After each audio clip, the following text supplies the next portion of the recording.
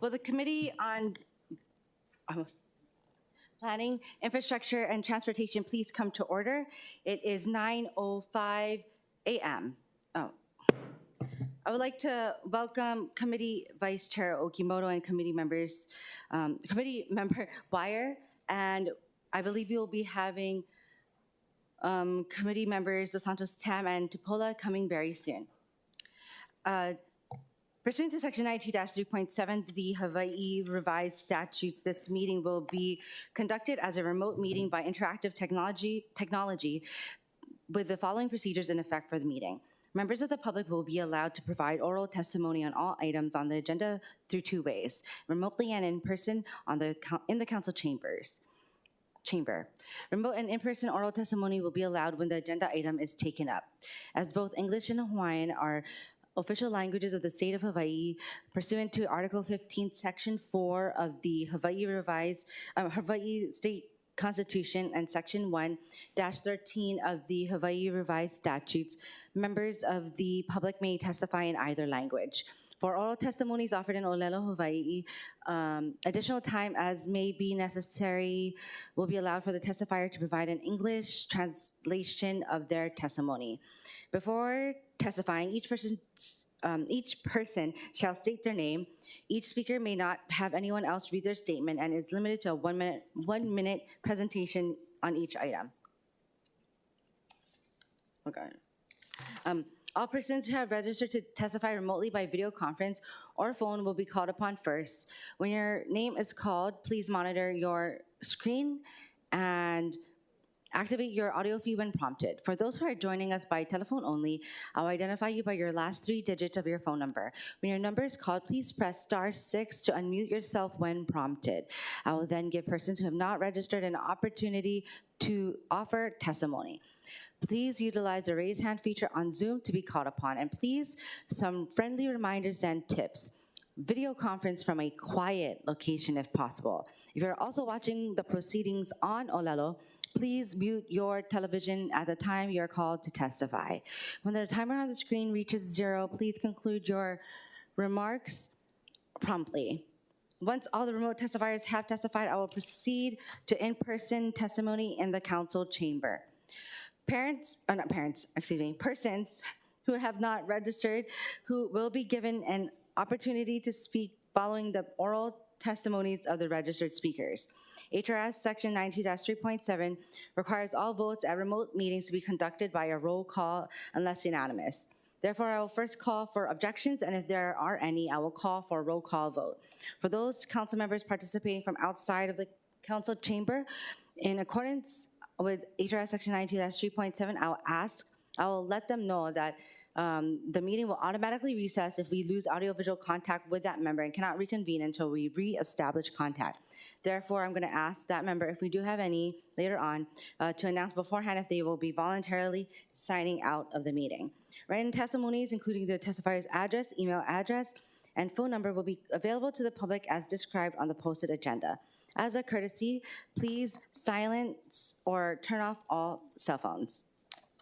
I would also like to welcome to the chamber Committee Member Tupola. With that, we will be moving to the first agenda item, which will be Resolution 25-51. This resolution proposes an amendment to Chapter 21, the Revised Ordinances of Honolulu 2021, the Land Use Ordinance relating to transit-oriented development. I will defer to our introducers, who are both our committee members. We have Councilmember Wire as well as Committee Vice Chair Okimoto for further explanation and discussion. Thank you, Chair. It's relatively straightforward, and that I think the goal is just to add gray water, support other sustainable practices as community benefits. Our understanding is that by initiating it with resolution, it would still go through DPP and then the Planning Commission before coming back for decision-making by the council, with input, of course, from the department and the commission. And I don't know if Councilor Okimoto has additional thoughts, but. No, thank you. Thank you, Committee Chair, and thank you, Council Vice Chair. I agree with my colleague, and I think the intent really was, what can we do as we have these new affordable housing projects come before us? What can we do to be as proactive in being resourceful with the things that we have, especially when it comes to the water. So thank you for hearing this measure. Thank you, Chair. Thank you. And for the introducers, will this be a community benefit of waiver of fees, or what specifically will the benefit be that, or not benefit, what will they be receiving?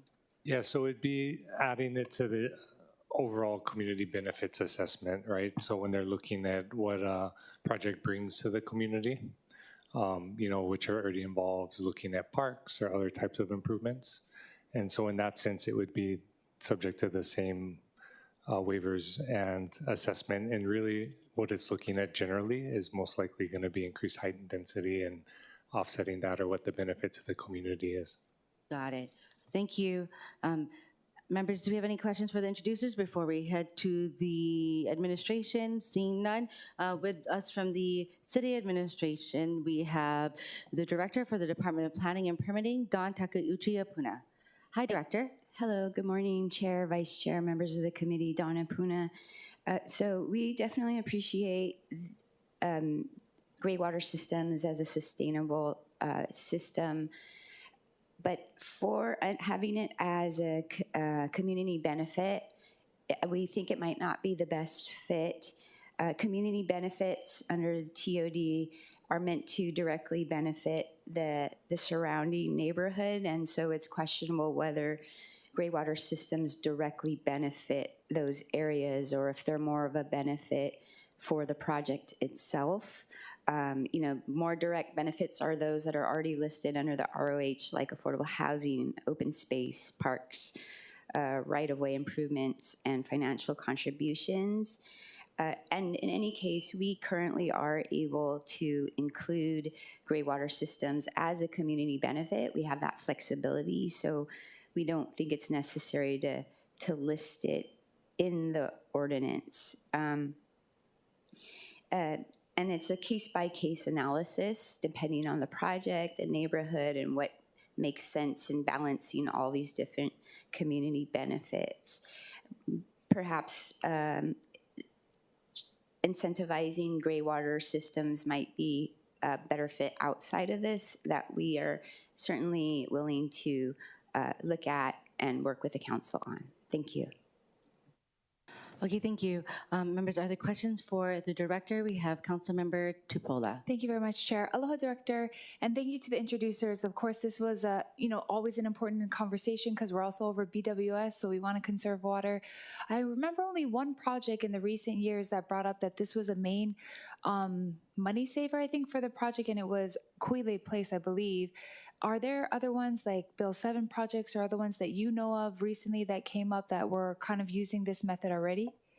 Not, maybe one or two, but I understand based on that project, it was kind of one of the first few, and the intention to have more of these systems within these projects. And I think my second question is, I do know that once the variances are requested, that the type of community benefit has to kind of be negotiated between the developer and DPP. So I've heard benefits like bike racks, walkways, historic things. So you're saying that possibly this would fall under what, or is it already a type of community benefit but doesn't need to be codified? So there's the ones that are listed in the ordinance now, those are examples, but there's others. It could be gray water systems that we could negotiate with a developer. That makes sense, but I think we want to make sure there's that nexus, that it benefits the surrounding community. Each project is different, and how we evaluate that, it could or could not include gray water systems. To the best of your knowledge, do you know how much it could decrease the cost of a project, especially for our affordable ones? No, I don't know. I mean, I've heard just anecdotally, but I'd probably defer to the experts. Yeah, that'd be great, because I think I'll do some research on that. I would like to know how much it actually brings the whole cost down for residents that may not have to worry as high of a water bill with that, which then might be more of an affordable project, which could benefit the community. But I see what you're saying. The direct connection needs to be clear. Thank you, Director. Thank you, Chair. Thank you, members. Do we have any questions? We have our Council Vice Chair Wire. Thank you, Chair. And I'm trying to understand what you're saying, Wall Director, for all the work you're doing. Could you just maybe walk me through the analysis a little bit more in depth about how sustainable practices, or specifically gray water use, is not a community benefit? I think so. The gray water system that's incorporated within the project, I think we're looking at how much does that specifically benefit the surrounding community, because these community benefits are meant to offset or mitigate the additional height or density, right? So a park. So the increased water usage? I don't know. I'm just trying to understand. Yeah, I think it's just the difference. Community benefits are for the surrounding community. So does the gray water system directly benefit those surrounding communities, or is it more of just a benefit to the project and the occupants of that project? So I think that's kind of where it's a little bit different than, say, an open space park or bike paths that would benefit the surrounding neighborhood. Okay. Yeah. No, I definitely agree that there's a difference. I'm just curious because I know in May last year you had responded that maybe there's opportunity to provide a broader sustainability package for community benefits. So I'm just kind of wondering what changed from then to now, because it seemed like back then there was kind of a recognition that better managing our water or increasing sustainable practices would bring about a material benefit for the community. But that seems like today it's kind of adjusted a little bit. Yeah, I think we have kind of looked at it more closely to see whether it really fits within those examples. Like, is there a direct link versus, a more broader sustainability benefit? So yeah, I think we have changed a little bit, but we're certainly willing to work with you and the council to figure out what might be a better vehicle or option or program. Okay. No, I appreciate that. I know there weren't any specific suggestions for the hearing today. For the resolution, if it passed, it would go to DPP. That's my understanding. Could you maybe outline that process in general for folks, like how the LUO process would work? So we would look at it and analyze it and provide a report back to the council about our recommendations and whether it should move forward to Planning Commission and then to council. Okay. Yeah. Thank you, Director Malo, Chair. Thank you. Thank you. Members, any other questions? Director, I have a question as it relates to the different community benefits that we offer projects in itself. Does that mean all of the community benefits that are issued are made to the public as a whole? You mean like to benefit the public? Mm-hmm. Yes, that's the intention, that it should mitigate whatever additional height, whatever additional density of the project, kind of offset with some good stuff for them. Okay. Okay, no, that's good to know. Mm-hmm. But as for okay, no, I understand that. And this is probably best for BWS, but as a city department, kind of like volume and like utilizing or reusing water, and instead of like taking on more water from our system, wouldn't that be allowing for more community benefits for the surrounding area in general? I think so. I think, well, TOD, I think when we think about the area that we're trying to provide the community benefits, it's like within the immediate TOD neighborhood. So even in the TOD zones where they would more closely feel the impacts of some of the developments, and then we give back. So gray water systems or other sustainable water use, it's definitely a benefit, but it's kind of like a broader, might go beyond the TOD neighborhoods, and I think our focus is trying to benefit the clearly TOD zone of that project. Okay, I understand that a little less, but maybe I'll just ask another question. As for the, I guess not requiring, but like allowing, since you mentioned that gray water is an option that DPP can offer developments to get as a community benefit, then I don't see it too much as an issue to allow it through ordinance in the future. And is there another, do you have another reason as to why, I guess, not having it when it's already an option available? I guess, is there further reason? So I think that for the gray water systems, it takes maybe an additional steps of analysis to determine the direct benefit to the surrounding neighborhood.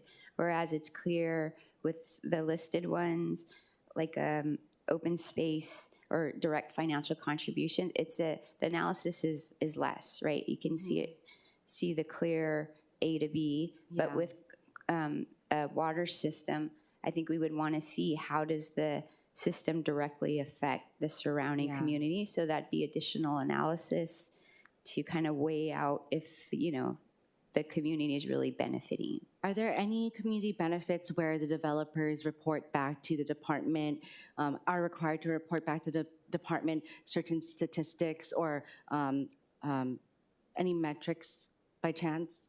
I think we do have some reporting Oh, that's about, good. yeah. Oh, right, like traffic, like when they're monitoring traffic. Right, to make sure, Impact. and to make sure that they're actually fulfilling those benefits, and maybe some metrics to show some type of positive change. I'm thinking that maybe a way to do that so it's not onus on the Department of Planning and Permitting is possibly looking at having reporting of volumetric readings for how much was retained within the system and also what was like newly taken from the water system. So anyway, just wanted to have that conversation. Yeah. Anyway, any other further discussion or questions from the members? No? Okay. All right. Thank you, Director. We'll now call Kathy Mitchell from the Board of Water Supply. Good morning, Chair and members of the committee. Kathy Mitchell with the Board of Water Supply. Of course, we support conserving potable water and reusing water for irrigation purposes and so on. But I understand where the Director of DPP is coming from. It's the community definition of community benefit is the surrounding community and how do you quantify that? And you're talking about volumetrics and usage. And so from like a developer would have to prove how much would it benefit. Of course, BWS, we support this resolution 2551 because it reuses water in a sense that benefits actually the island. But you're talking about a community benefit for the TOD area. So I don't know if you're going to have parks. What does that TOD plan look like? So I do agree with Director of DPP, but we support the reuse of water. And if you have any questions, I have a BWS engineer that could respond to any technical questions. Awesome. Thank you. Thank you. Members, do we have any questions for BWS? Okay, thank you. Thank you. Ms. Mitchell, we really appreciate when you're here with us. Thank you. Okay, seeing no further questions, we will now proceed with remote testimony. Clerks, do we have any remote testifiers? Yes, Chair, we have two standing by. Two standing by. Okay, so we have, okay, I'll go with Claire Tamamoto, followed by Angela Melody Young. Hi, good morning, everyone. Chair Cordero and members of the committee. I would like to speak in favor of what the director from Planning and Permitting said. I think water conservation and using gray water should be actually a requirement for all projects going forward. It is so important to conserve the water or the limited resources we have. I think my objection would be that we're offering it to trade it for zoning. higher height limits. I think it should be really a requirement of any project.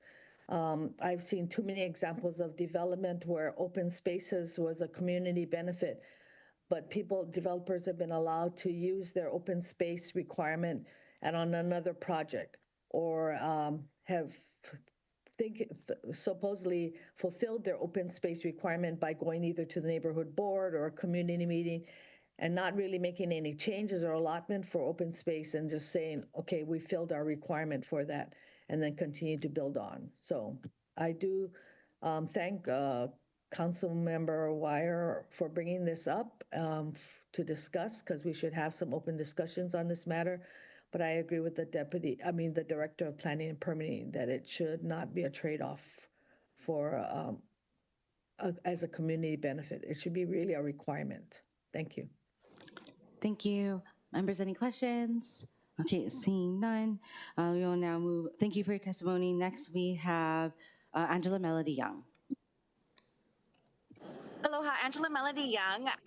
So without prior concurrence, I can only add speculation to this discussion. And so I think it's a really good idea. And ideally, I think it would work better if it was initiating a task force with DPP and Department of Health and a group of real estate development agents, as well as housing expertise community groups. So I say this because if you look at Ku'u'ile Place, it has a condo with a gray water treatment, recycle, and reuse system, which will treat water from sinks, showers, and washing machines and laundries and reuse for on-property toilets and irrigation systems. So it was a work of the city and county and the Department of Health for this new condominium development in Diamond Head, Waikiki, and Kaimuki, which would be the first of its kind for an on-site gray system treatment, recycle, and reuse system. So it will save nearly 11 million gallons of water. Thank you, Angela. If this does pass through, you will have prompt time to discuss that if it goes to the Planning Commission as well. Okay. Yes. Are there any other testifiers? Thank you. Are there any other testifiers? Okay, we have Allison Yasuoka. Aloha, Chair Cordero, Vice Chair Okimoto, and committee members. My name is Allison Kaolino Kaimana Yasuoka, and I also support the use of gray water. It is, for anyone that's in the sustainability realm, it is something that is utilized even in Japan, I believe. What they do is they take the gray water and they recycle it back into their toilet system. So we need to really be thinking about innovatively in these ways, but yes, not at the detriment of that being taking precedence over the preservation of land. So it shouldn't be a trade-off for preserving biocultural spaces, because those are really very important and critical to our aquifers, because they do preserve water and our aquifers, and we refresh them. I do think that even regular homes, I've seen virtual videos about how people are utilizing this, and it's something that I also think about, because eventually if it comes down to the Board of Water Supply saying that we can't water our plants with regular with our water, the regular water lines, then we need to think about how can we utilize this gray water. So the more that we can have discussions like this, I think the better. Mahalo nui for allowing me to speak today. Mahalo. Members, any questions? Okay, thank you. Is there anyone else online who wishes to testify? Seeing none? Okay, we will now move on to in-person testifiers. We don't have anyone in the chamber who's signed up to testify. Is there anyone else in person who wishes to testify? Seeing none, we will now close testimony. Members, we're back in discussion. Back in discussion. Okay, we have our Council Vice Chair Wire. Thank you, Chair. And of course, I'll defer Councilmember Okimoto and the committee. But I think for, the resolution itself, again, is noted, it would just be going to DPP for evaluation.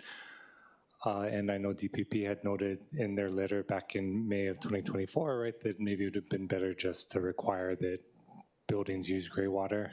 I think for me, I completely appreciating the value of parks. You know, we're trying to get the district park in Kunia. We have the pool being worked on in Kuku District Park. I wouldn't say necessarily that, you know, there's not an equivalent or important benefit from better utilizing our water, protecting our water, reusing it. I think that's clear from the water crisis we're experiencing, and I think DPP's own acknowledgement was that, you know, that this is limited use. And so I do think by having the conversation about how it can be utilized, particularly before we start massive development along TOD in terms of height and density, I would hope to provide a pathway to get us to that point where we could see gray water in all of our new developments. And so I don't think, you know, I think everyone is probably aligned in the ultimate goal that they want to see. And I think where we are now, like we don't have a measure before us right now requiring the use of gray water. And we know it's not used, you know, one time I think was what Director Puna had mentioned in Kuile Place. You know, other folks in the community are doing research and due diligence to use it as well. But I think it's a very reasonable first step to move us in the direction while, you know, supporting housing, because ultimately that's what we want to be doing, is getting as many units up as possible, understanding that in a housing crisis, I mean, arguably density is a community benefit in a housing crisis if you don't have enough units to house your people, but I'm not even going that far. But those are just my initial thoughts, understanding that this isn't going to automatically change the LUO. It's going to allow for a more in-depth discussion. So mahalo, Chair. Thank you. We have our Committee Vice Chair Okimoto. Thank you, Chair. I really do appreciate you allowing this to be heard, and I'm thankful for Director Takeuchi Apuna for her comments from the department. I thank BWS also for their testimony. That's been really helpful. I usually am not one to just say, just do things and then we'll fix it later, but I don't think that this is what we're doing here. I think that there's value in having this measure move forward. I'm wondering if it's just, is it semantics because we've worded it as a community benefit and that's not what the department views it as? I think that respectfully that this does benefit everybody island-wide, even if it doesn't appear to be, because when we're saving our water and reusing it to the different resources that we can, to the extent that we can, that's going to benefit everybody, not just the residents of the housing developments, but also the communities around them and island-wide. So I'm hoping that we can find a way to move this forward. I think we have to start somewhere, and I think this is a great way to start. So hopefully moving forward, we can work with the department and figure out if it's just, is it wording or is it things that we need to fix? Because the intent is to have these projects that we have deemed as important as they move forward. What can we do to benefit the residents and really the communities around them? So hopefully we can do that in the most balanced way. But thank you, Chair. Thank you. Thank you, Committee Vice Chair Okimoto. Next, we have Councilmember Tupola. Thank you so much, Chair. Yeah, thank you to the introducers. I think really this form of introducing the resolution is perfect because DPP has this structure set up where the resolution goes to them and then to the planning committee. So I do think it's still a good suggestion for us to move it because then they could at least take into consideration if we take it out of community benefit and put it as a possible requirement or a possible suggestion. I will say that the community benefits portion of some of the affordable housing projects to me is too much discretion for DPP. I will say that for some of the developers that once they get in this talk with DPP about what they view as a community benefit versus what the developer can do, definitely changes all of the price tag. I don't think this one would. I think this one would actually help, but I know a lot of the other community benefits, once they're laid on the table from DPP, a lot of developers are like, I can't do that. It's not going to pencil out. Now the project's going to be more expensive. So I think in the spirit of this resolution, the idea is to make it more affordable, which then would not only benefit just the surrounding community, but those residents and the whole island. So I see all of this viewpoints and maybe, you know, if it could be something that is suggested and DPP takes into consideration, but I do think that just a simple resolution isn't going to hurt their discussions to know where we stand on this issue. Thank you, Chair. Thank you. Thank you very much. Okay, there being no further discussion, okay, seeing none, the chair then recommends that Resolution 25-51 be reported out for adoption. Any discussion, objections, or reservations? Hearing none, so ordered. Moving forward.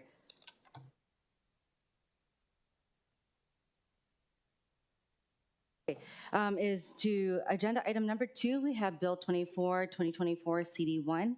This bill repeals the existing development plan for the primary urban center, Chapter 24, Article 2, Revised Ordinances of Honolulu 2021, and adopts a new Article 2 incorporating the revised primary urban center development plan. Members, we have listed on the agenda 3 of the council communications proposed amendments to the plan. First, we have Council Communication 69, 2025, which was proposed by Councilmember Dos Santos Tam. We have Council Communication 76, 2025, proposed by Councilmember Kia Aina. My proposed amendments can be found in Council Communication 84, 2024. We don't have either of the two here, but you all can pretty much see a lot of the recommendations that were posted about 2 weeks ago already. I have accepted mainly a lot. Some of the rejections are because they were caught, thankfully, in the first round, but also especially by Noel Cole from DPP. So thanks for catching those, as well as any, I guess, typos, or not typos, but amendments from the requested amendments. So with that, my proposed amendments. Okay. Members, I would also like to suggest the following verbal amendment.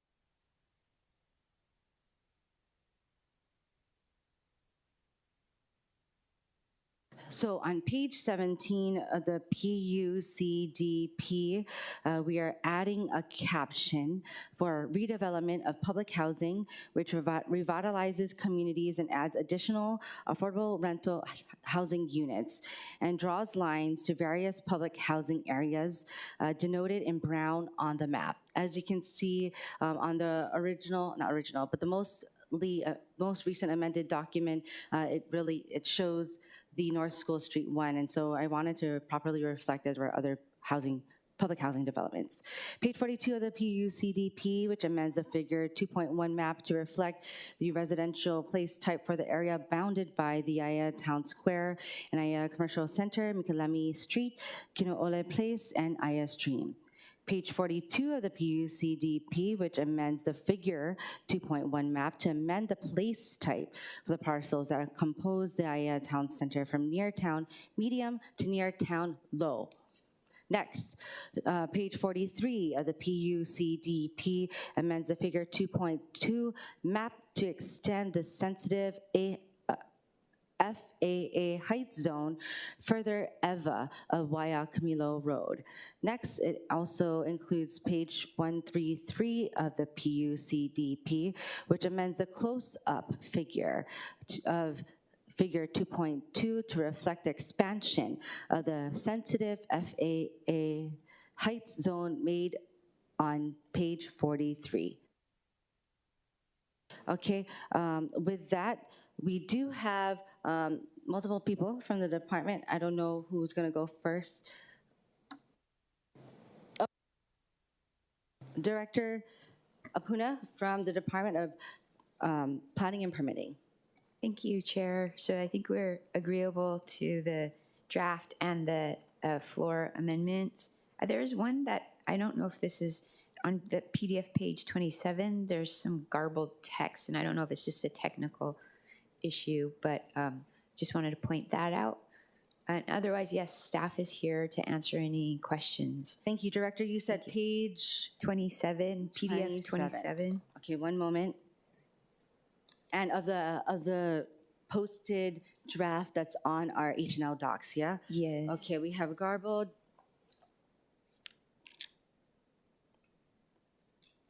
This one? Hold on, one moment.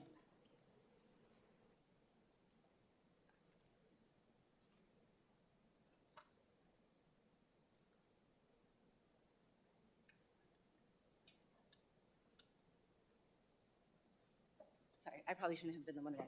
Okay. All right, we'll look for the garbled language. If we look at what's posted on the agenda as the exhibit, oh no, I'm looking at the wrong one. For page 27, and is this for the actual PUCDP itself in that part, or is it on one of the amendment sheets? I think it's on the actual. Okay, one moment. Okay, page 27, I don't see that. Let's see here.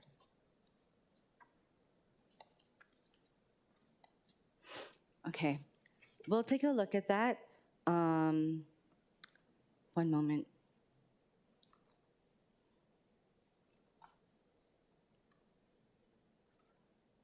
What do you guys see?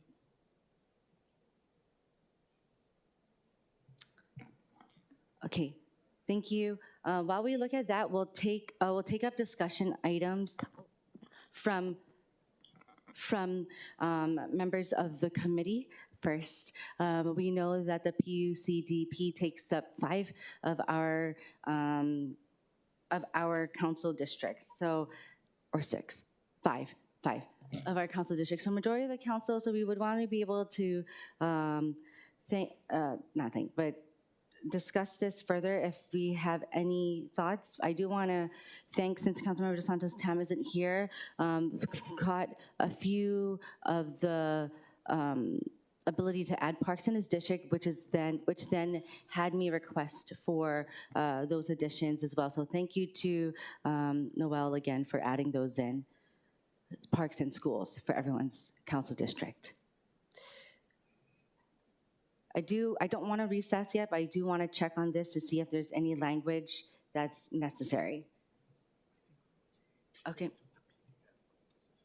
Okay, got it. All right, so we have printouts from the PDF, directly from the PDF, which have been printed out without any garbled language. Hopefully, if there are anything on the PDF that we can re-upload those properly. For clerks to do so, just to double check that. But once again, the printout directly from the PDF seems to be okay. Okay, with that, I'm back in discussion for this. Seeing none, okay, we will now proceed with remote testimony.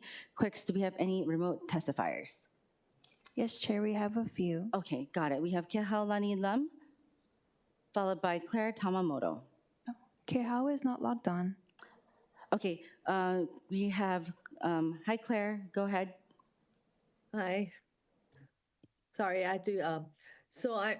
Hi, my name is Claire Tamamoto, and I represent the Aya Community Association. We'd like to thank Chair Cordero, Vice Chair Okimoto, and members of the Committee of Planning and Infrastructure and Transportation for this opportunity to speak on Bill 24 and the proposed amendments reflected in CC 84.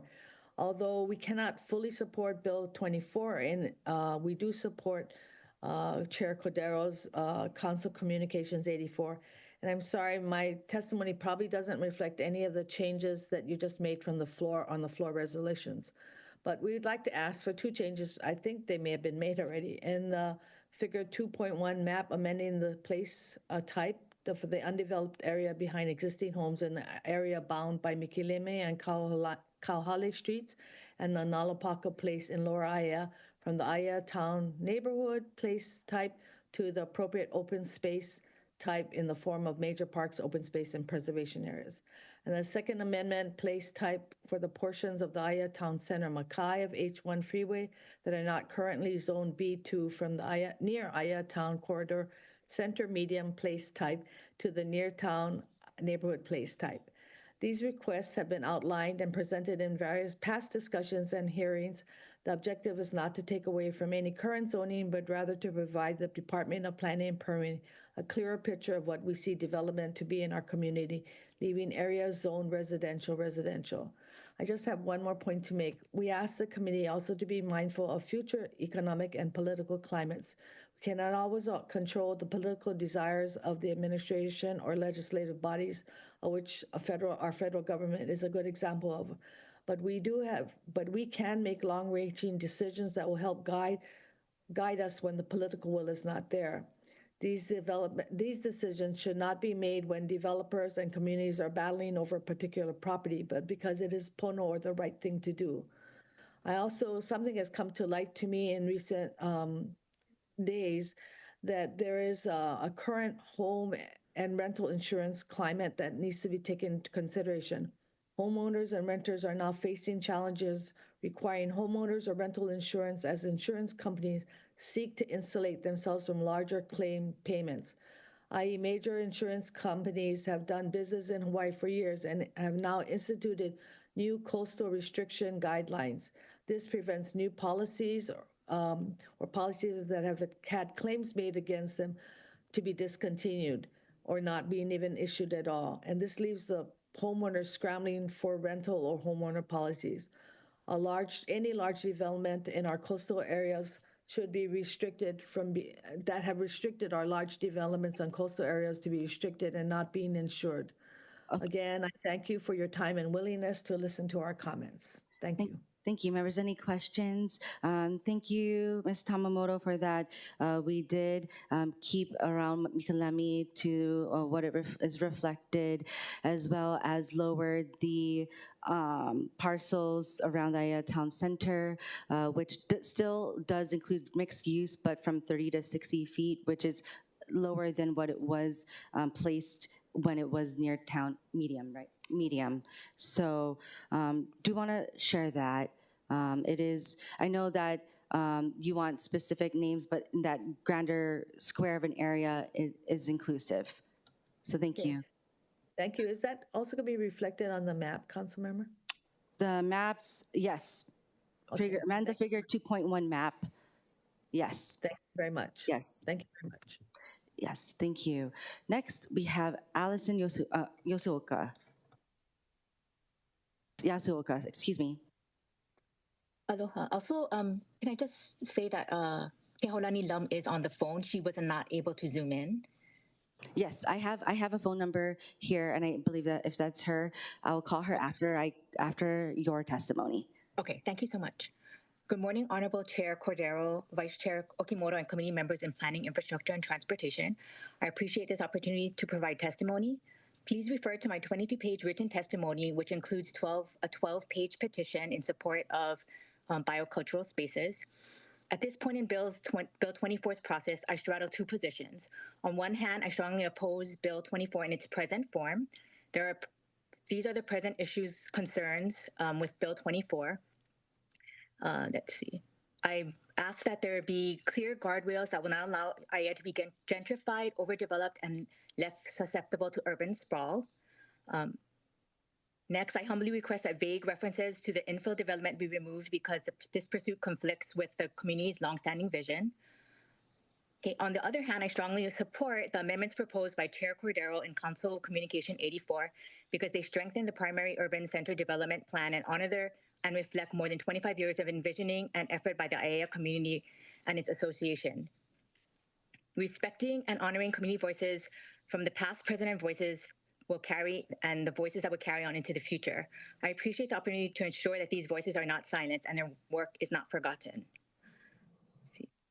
As witnesses to the impacts of climate change, the need to put forth a concerted effort to apply due diligence to ensure that our wai, our kai, our aina, and all that depends on these resources are never compromised.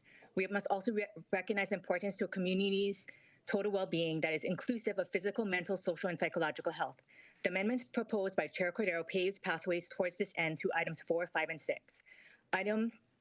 Amendment to item 4, I strongly support this amendment to prioritize investment to biocultural restoration, Native Hawaiian lo'ikalo, lokoi'a, mala, etc. in lower AIA as an adaptive strategy to address stormwater management and mitigation. The benefits of preserving wetlands, as appears on Molokai Wetlands Partnership Story Map, are as follows: providing flood control, trapping sediments, storing floodwaters, and thereby increasing groundwater charge, increasing recharge to coastal aquifers, restoring traditional agriculture, aiding in the recovery of native and migratory birds, and carbon sequestration. Okay, on my written testimony, I acknowledge the 150 petition signatures that I was able to gather during one family fun day in the Aya Town Center Master Plan open space area near Aya Public Library. Please refer to my written testimony to see all those signatures in support of biocultural restoration. I also support item 5, amendment of description for Aya Mill site to reference the Aya Town Center Master Plan. This is important because it upholds and envisioned, because the community spent decades giving thoughtful input, curating, and iterating the Aya Town Center Master Plan. To not honor the Aya Town Center Master Plan would be ignoring and silencing the voices, past and present, and the vision for Aya. I also support item 6, amendment to the growth scenario for Aya Town, which would also ensure that development is upholding the vision of Aya Town Center Master Plan. Finally, I do respectfully request that a corresponding amendment also be made to figure 2.1, which I think was already brought forward. So mahalo for this opportunity to provide testimony and for your deepest consideration on the points made in my testimony. Mahalo. Thank you so much, members. Any questions for my neighbor? Thank you. All right, next we have, I have to say the last 3 digits instead, even though I assume who it may be. Area code 808, last 3 digits 918. Please unmute yourself by pressing *9. Aloha. Hi. Aloha Maika. Aloha Maika ko ke haulani lam. Calling from IAEA. Mahalo nui for opportunity to remotely testify. I just want to echo the comments of Claire Tamamoto and Kaolino Kaimana and really express Alipawai's heartfelt aloha and gratitude to you, Chair, for working with our community so diligently over these many months to arrive at these amendments to Bill 24, which we are very grateful for.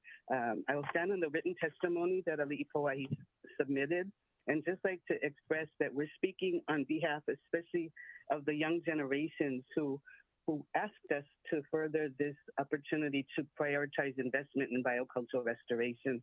And they are the ones who are yearning to connect to Aina and ensure a resilient future for themselves through community action. So I think that this process, it demonstrates that what can happen when community and our representatives and the departments all come together and love one another. Mahalo nui.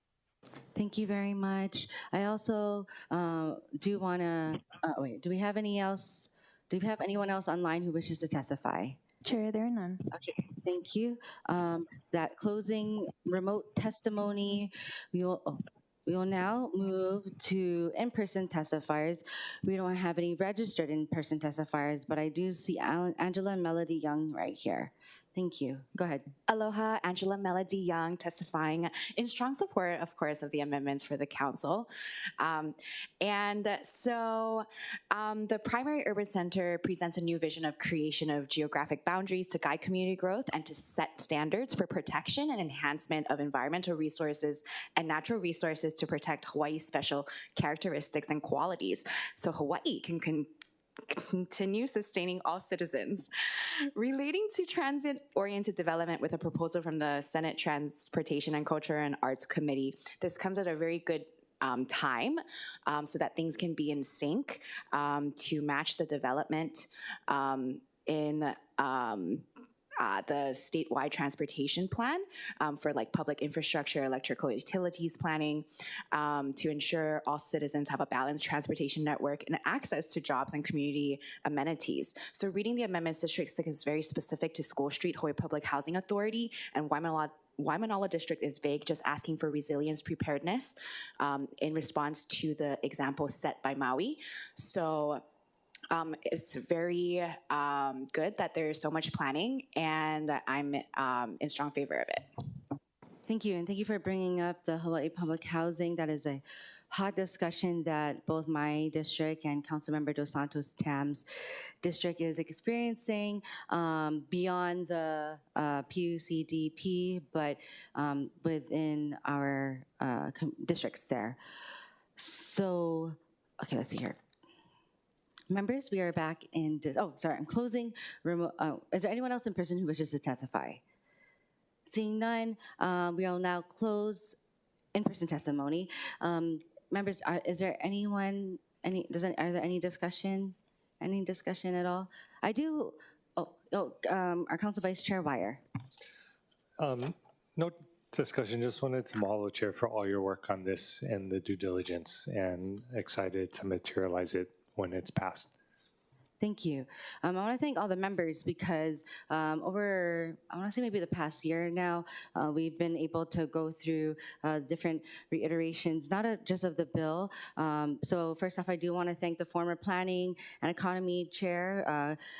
We had the former Planning Chair, Councilmember Esther Kia Aina and her team, especially Jocelyn Doan. I want to thank from CSS, we have Lori Hiroka.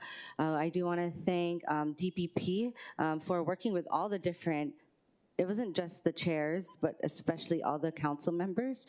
So of course, Dina Wong and Noel Cole, and then of course, Director Apuna, thank you very much. We know that your team has so much to work on already, but to go out to the community meetings. So we also want to thank our LCS staff, both the former, and I'm glad that we have Alden Lum with us, we have Sharon Brooks and Gavin Kennedy with us, and just everyone involved. Sorry, I probably should not take up too much time. Of course, thanks Robert Sato for being from my office, because if we aren't speaking to our community, they're right there with us and for us.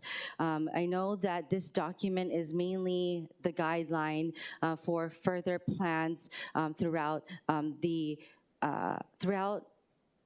city and what we propose in the future for what actually is going to be what we actually look at, which is probably going to be either in our housing or zoning committees. So when we look at heights, when we look at densities, and when we look at what these are guidelines, but it's not prescriptive. And I definitely wanted to keep saying that throughout the year that we've been talking about this. So I do also want to thank the different communities that welcomed us throughout the past year, because when we did so, we did it in mind with committees in the community. And so that was really awesome. And it took a lot of work. So thanks to the clerk's office as well as Olelo and our Access Media to make sure that we had that streamed live. But anyway, going back to the document, although we do not see specificities, I can't even say that word, specific information, I just wanted to share that within these zones, it's reflective of what's there, but also of the growth in the areas, and to be able to plan for future more specific plans in the areas, right? We have to adapt to the growth in our newer developed areas, and so hopefully we can reflect that, and as we work towards the next 20 years. With that, I do want to note that we did have a great amount of recommendations. You will be able to see that I had recommendations submitted as communications. So I'll just be recommending those amendments first, and then I'll be incorporating the additional amendments that we were able to discuss today. Okay, so with that, the chair recommends that Bill 24, the CD1, be amended to a CD2 that incorporates the amendments listed in Council Communication 69, 2025 from Councilmember DeSantos Tam, and as modified by myself in Council Communication 92, 2025. So those are the ones that I talked about, any typos or things that were already included.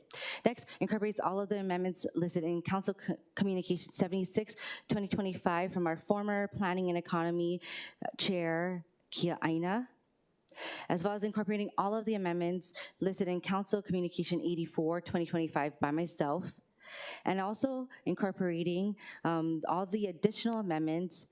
Yes, that includes all the mapping and figures, additional amendments as discussed today.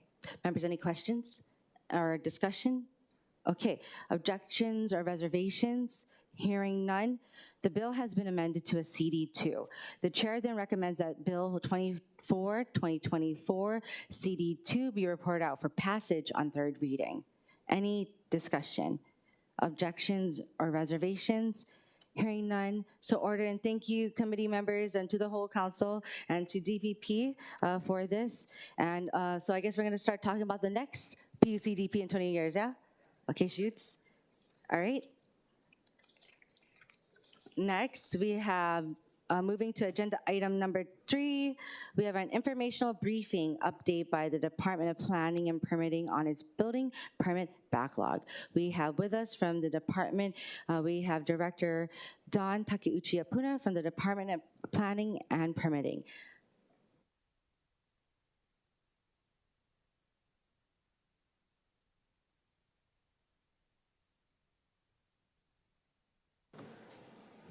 Thank you, Chair, for this opportunity to Hold provide on, sorry, Director, do we have that presentation? Oh, I'm sorry. Yeah, I think you guys have copies, and I apologize for the lateness of those copies.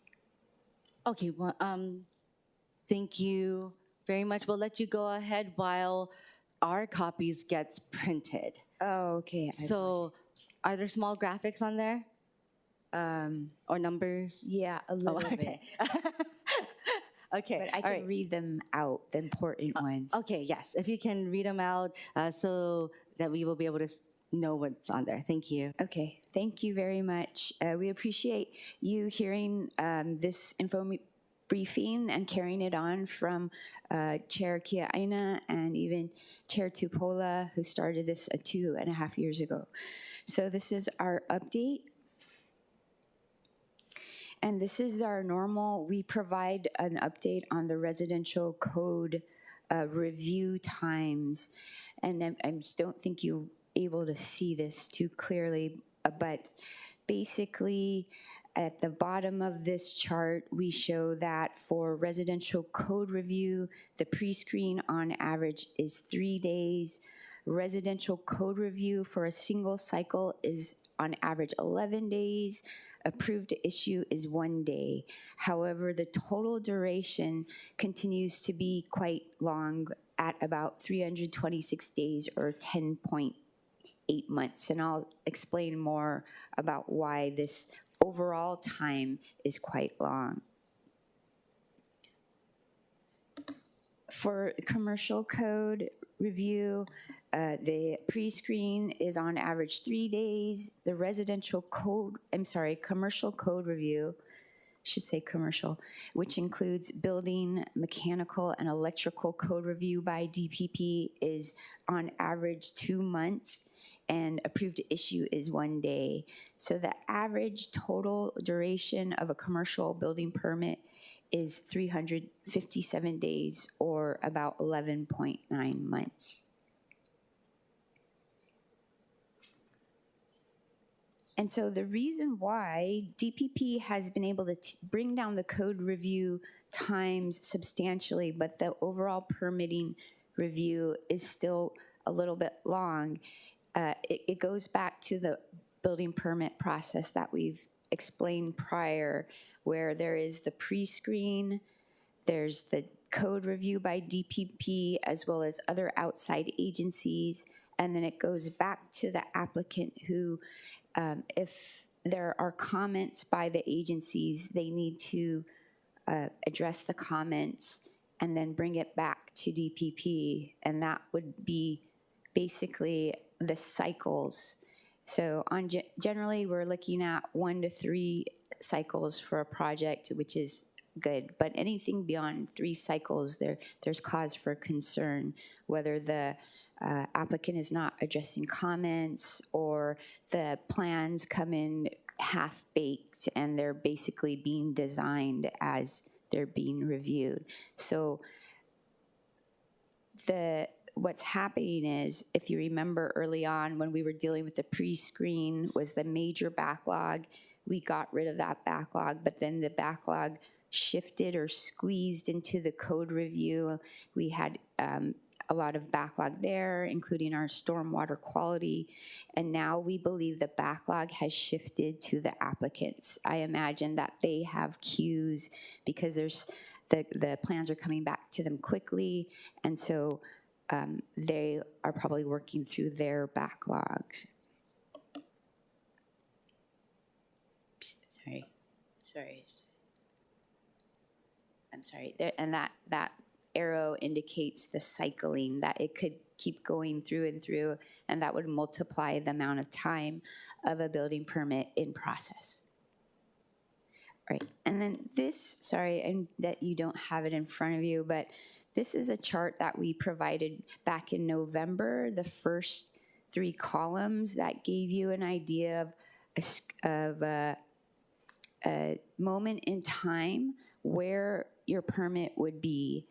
And so back in November 24, 6,400 permits were pending with the applicant, or 58%. And then at that same time, there were 1,800 with stormwater quality, and so there were 16% or up to 17% were there.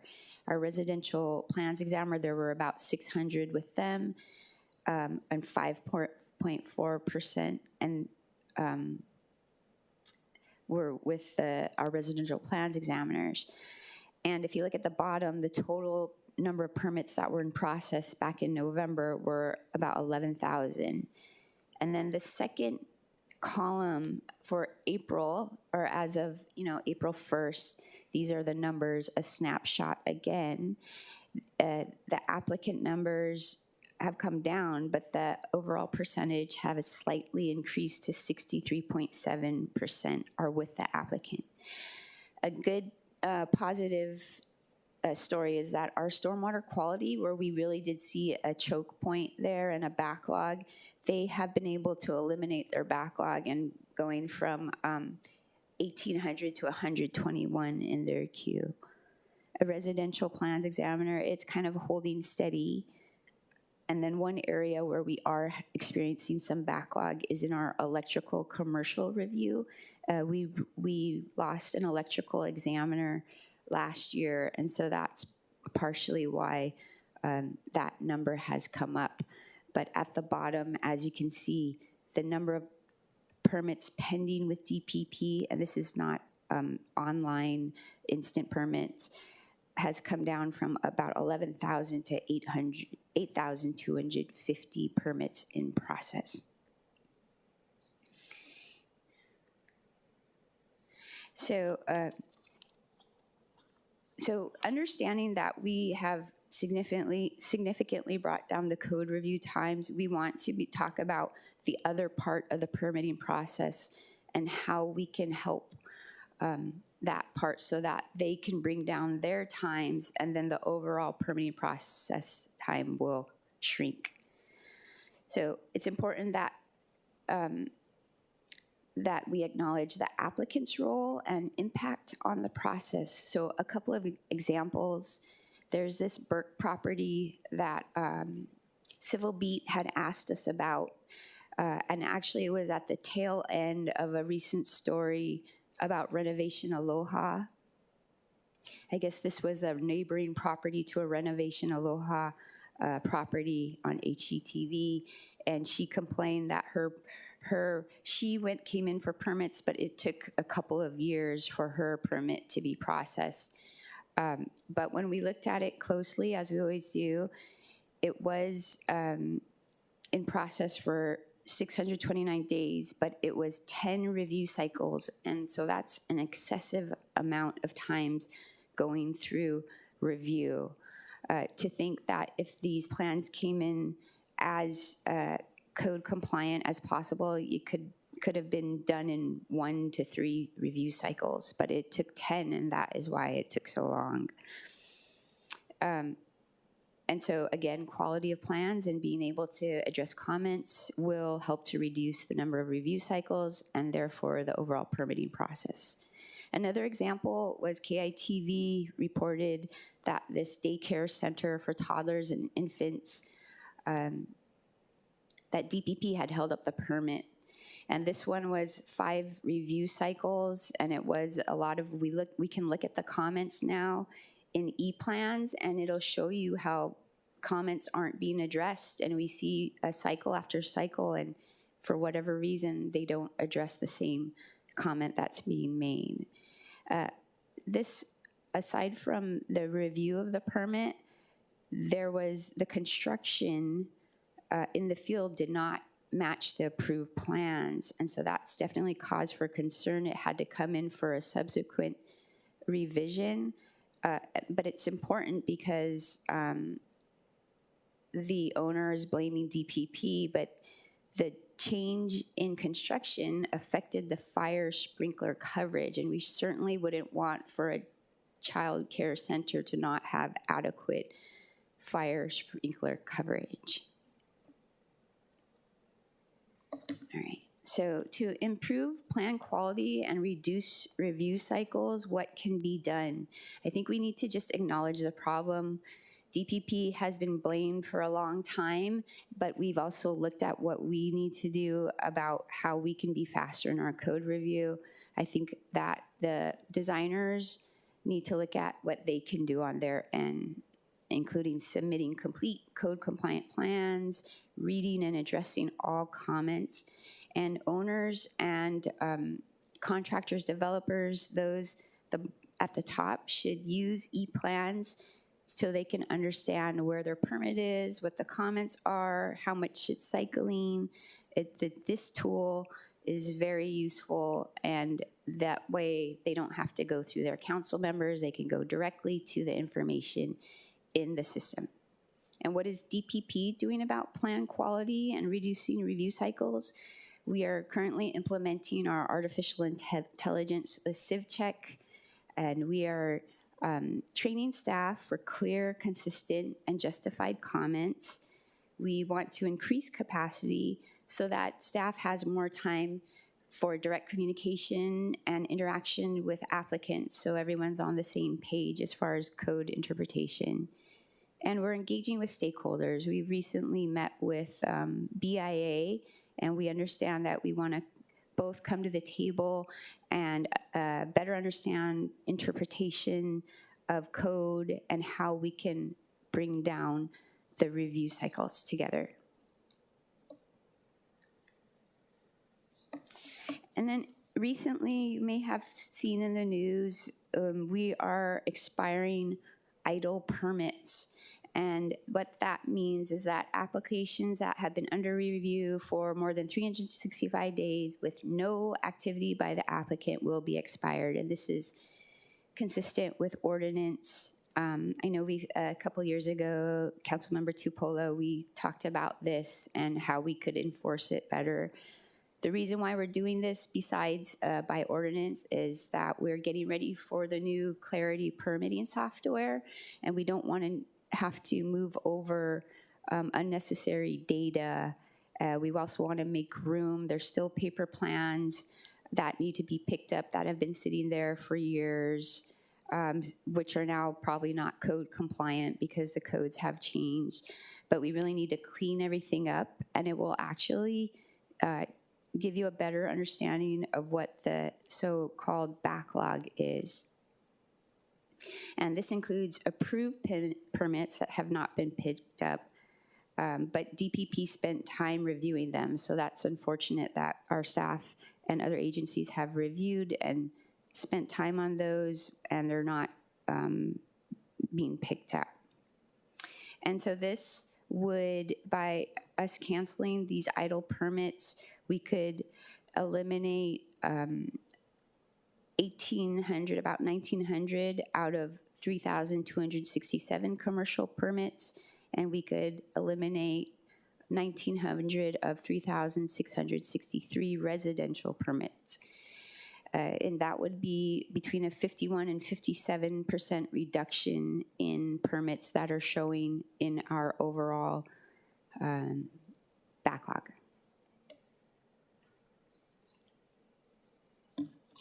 And just to update you on some of the ongoing improvements, our Evolve ePlans upgrade is completed. We went from 9.2 to 9.3 to 9.4.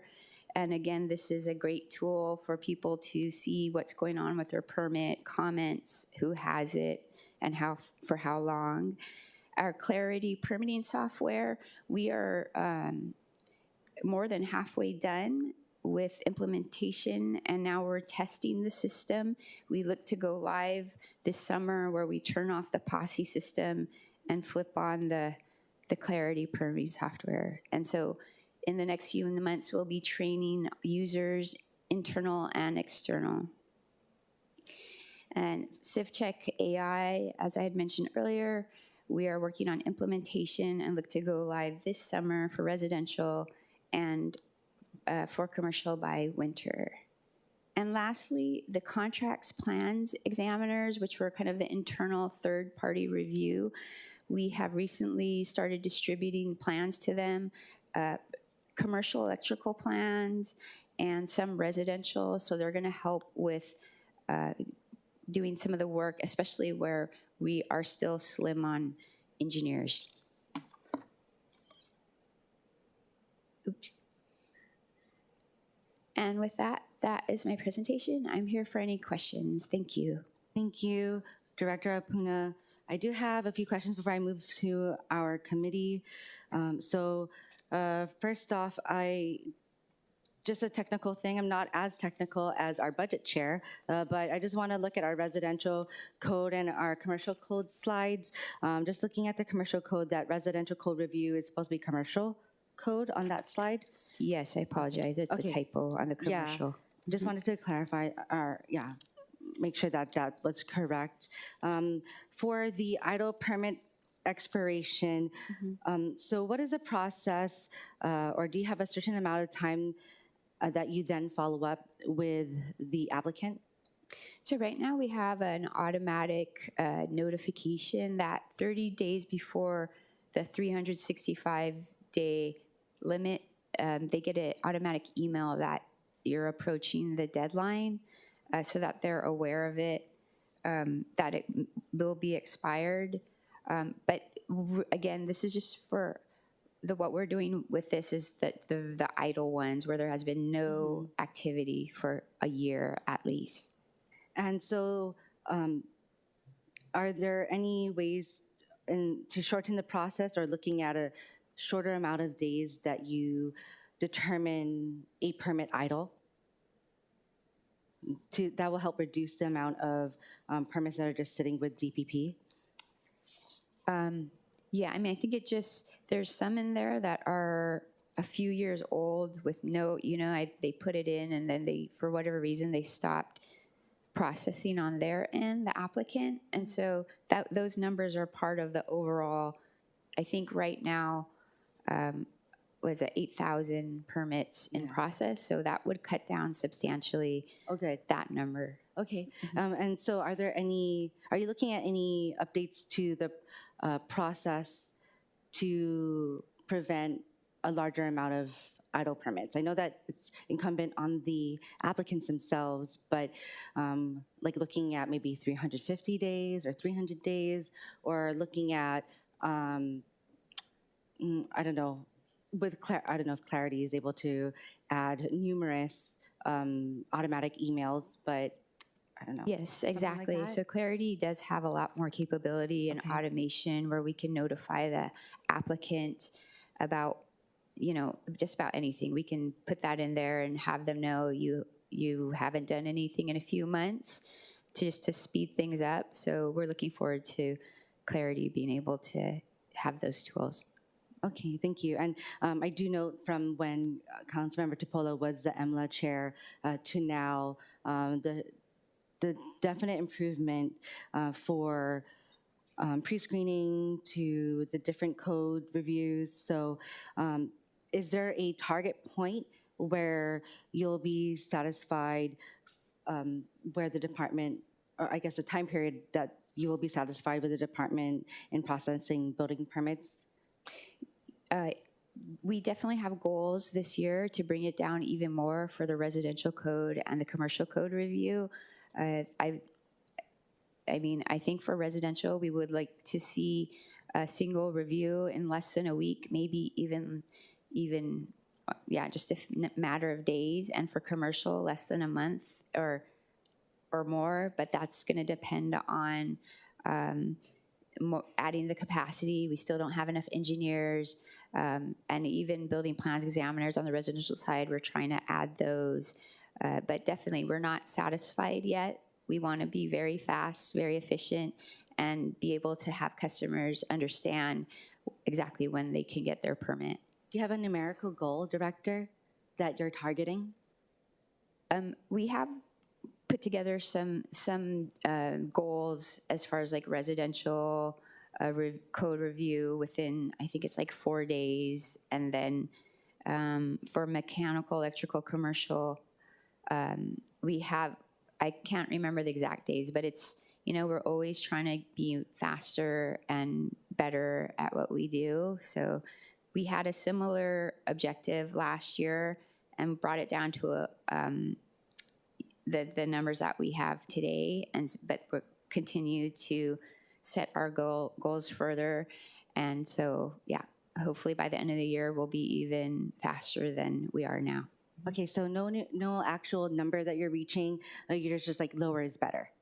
Well, we Smaller have numbers actual better. numbers. I don't have the specifics with me, but definitely we're at 2 months for commercial. I'd like to be less than a month. And like I said, residential, we're 11 days on average. We'd like to be just a few days. So we're working on all the. Okay, thank you. That would be maybe when we do this in the next few months, we could have those specific goal numbers. If you're willing to share, it would be great to know, though. Okay, sure. Yeah, thank you. Okay, so opening it up to the committee members, we have our Council Vice Chair Wire, followed by Councilmember Tupola.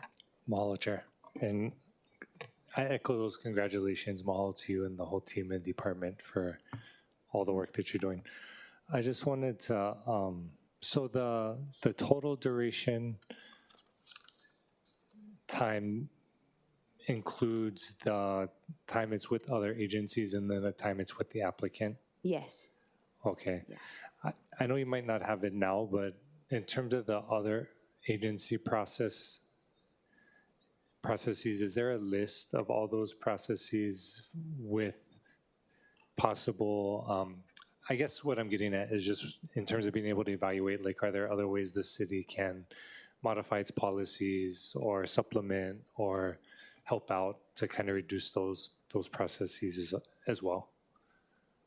Yes, yeah, so it just depends on the project scope, what other agencies are involved. But, and we're trying to look at that too, like how can we cut down unnecessary or duplicative work or review. But yeah, we can provide a list of those agencies and their processes, yeah. Okay, that would be helpful because I think it gives us like also an understanding of what kind of conversations we should have, whether it's like across the street or in the community, to just kind of be like, hey, this is how far the city's come, and this is kind of where we need help to kind of speed up and you know, create solutions. Does DPP have a PIO? Yes. I'm curious, do you think, and I'll leave it up to them or you, but I was just wondering, like, I think this would be great info in like an infographic or a couple infographics. It's just easily digestible. Like, this is the progression of the times coming down for both residential and commercial. And then this is what you can do to help reduce the times even more. Because we know that even though the city's times are super fast, you know, all this other time is spent in X, Y, or Z place. I don't know, that's just an idea. And then it could be a tool that we could help get out to the community as well. And also have, when say like the media, I mean, this is great too, but just in the even more condensed, digestible form. That way it's just visibly present in there, just an idea. Yeah, no, absolutely. We just it's his second day on the job. We have a new part of our PIO office, Davis Pittner, and he is like raring to go to provide more just digestible information. I think we really want to get the word out about everything we've done and all the services that we have and how we can be better. So we're excited that we're going to be able to do that. That's awesome. Yeah, if those come out, I commit, if you collaborate, we'll post it and then we'll put the infographics in our e-newsletter as well. So any resources you have would be super helpful. Thank Mahalo. you. Yeah. Thank you, Chair. Thank you. Before I move to Councilmember Tupola, wait, where is it? I would like to welcome Councilmember Tyler Dos Santos Tam, who is joining us on the committee through remote testimony, remotely. Councilmember Tyler Dos Santos Tam, in accordance with Section 92-3.7, the Hawaii Revised Statutes, please identify each person who is with you at your location. There's nobody else here. Okay, thank you. Thank you so much, Chair. Aloha, Director. So just to review what the committee chair said, the residential code on page 2 and on page 3 should be swapped. The first slide is commercial and the second is residential. I'm sorry, Yeah, I apologize. So residential code slide is fine. On the third slide, commercial, at the top, the third column, it says residential code review. It should be commercial code review. I see. Just the column needed to be Yes. Okay, got it. But the times and the table is correct. Yes. Okay, so in regards to this table, we have some days that you've lined out, and then there's still a total duration of a year, I think, as far as the most recent update. So with that being said, with pre-screen being 3 days, residential code being 11, and then approved to issue is 1 day, how does that equal 1 year? Is it because the residential code review process is more like a year? If you could just specify. Sure. So the difference between the pre-screen residential code review and approve to issue, the difference between that and then the last column would be the time spent with other agencies and with the applicant. So, and just to clarify, I want to be clear. So the residential code review, on average, that would be for just one review cycle. So if there's 10 review cycles, that would be 110 days with DPP, plus the time with the applicant where they're addressing comments, and maybe time with Board of Water Supply, stormwater quality. So that is why the far right column, that number is a lot larger. Yeah. I guess, Director, you've always been very humble in coming back with, hey, we could get better. Hey, we could get better. You've never been defensive with any of us, and I really appreciate that. But I think for clarity and transparency, I do wonder if we not only include the average time that it actually takes, as opposed to just how many days for one code review. Because first off, I don't know if everyone would read the middle column and assume 11 days equals one code review, but average amount of reviews is 5 or whatever it is. I'm not sure what it is. But then also, I think if we could know, so I know that on the penultimate slide, you put how many were in the pipeline for each. But I want to say that knowing how many are waiting in the residential code review pipeline versus approved to issue, and I'm bringing that up because I know for some of our inspectors that work at DPP, they have thousands of permits that they're trying to go and inspect. So say, for example, the residential code review average time is more like 60 to 90 days, or maybe it's 7 months because there usually is some back and forth. Then it'll let us know we have about 3,000 permits in the residential code review, and it's taking us about 9 months to go through, and the average code review time is about five cycles. Just for specificity, and I know maybe just me and Councilmember Dos Santos Tam like to nerd out on DPP stuff, but I do think for a lot of people who apply, that'll make more sense than just looking at this and saying, oh, 3 days, 11 days, 1 day, how come mine took 2 years? Well, there's a lot of reasons, right? As you brought up, it could be that there was no response. Maybe they started construction and it wasn't up to fire code like you mentioned. I also think it'll help us to understand if we have a lot more in approved to issue than in code review, then we really have a bunch of stressed out inspectors or, towards the end of the process. But if all of the permits are stuck in the last column, I want to also bring up that, one of my constituents that had a development project out there said that the final permit itself had to be signed by 3 different people. And she said that actually it didn't matter that there was 3 signatures, but they had to go and run around Honolulu and find all 3 people because their federal funds were expiring. They had people ready to move in. So then, if that last column is the one that we're stuck up on, maybe we have to figure out, okay, in that last little segment, 1, are we really short on enough inspectors? Should we RFP out to kind of decrease the load for inspectors? And then also, in that last loop, is there anything else that we could clean out that maybe is unnecessary, but just historically we've done it that way? Does that kind of make sense? Yes, except, so the approved issue, so this timeline does not, it only goes up to when the permit is issued. So it doesn't include the time after that when it is in inspections. Ah, I see. So yeah, so that would be a whole other segment that we are not reporting on. So it's only up to your permit is issued, come get it, and then you can start construction.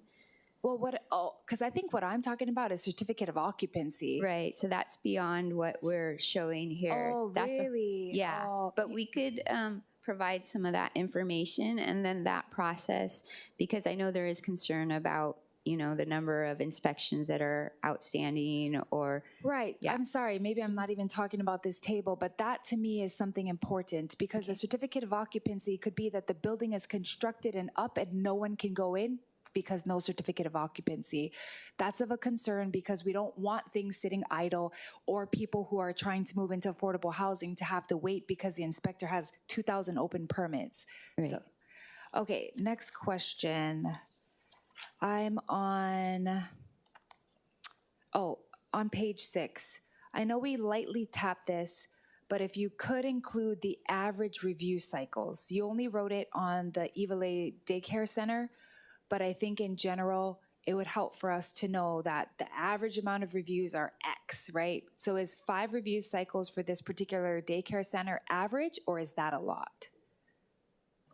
I think it's a lot, honestly. I mean, that's what we're trying to do now, right? We're just trying to make sure what's coming in and what's being addressed. Like, we're focusing on that because ultimately, I think people can get it through 1 or 2 review cycles. That's what we want to do. Even the outside industry, how do we do that? We're trying to meet together. But it's, when we look at the reports in e-plans, it shows, this comment was made in 2022 and they still didn't address it until 2024. So we're just trying to figure out how do we get down to the nuts and bolts of what we make sure that people know what it's expected and that they're really diligent. But yeah, I think we want to aim for 1 to 2 review cycles, but that's going to take a lot of work on the inside and the outside. Understood. I'm on page 8 now.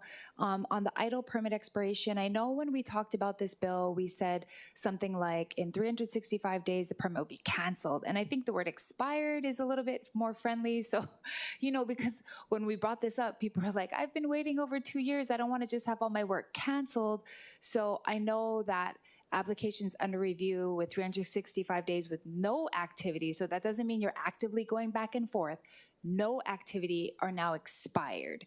So is this a law change that's coming, or is this just something you guys are doing?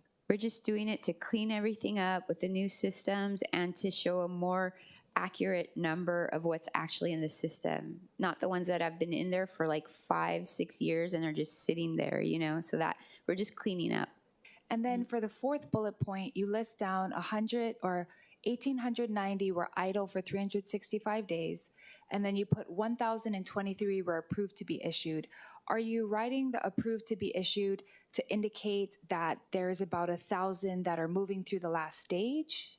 No, so this 1,000 approved to issue means that they've been sitting at our offices or in this, basically paper plans that were approved, 1,000 of them, and they were never picked up. So it's to basically demonstrate that our staff and even the applicant, they worked on it to get it to approval, but they're not picking it up. And now some of them are a few years old and they're no longer code compliant. So this is, we have all these trees, they call them trees of plans that are on our floors, and we're trying to make space for more capacity. But it's one of those things that people, they should come get it. They should pick it up, or else we're going to destroy it. We need space. Understood. Yeah. Is the 1890 idle for 365 days with no activity by applicant?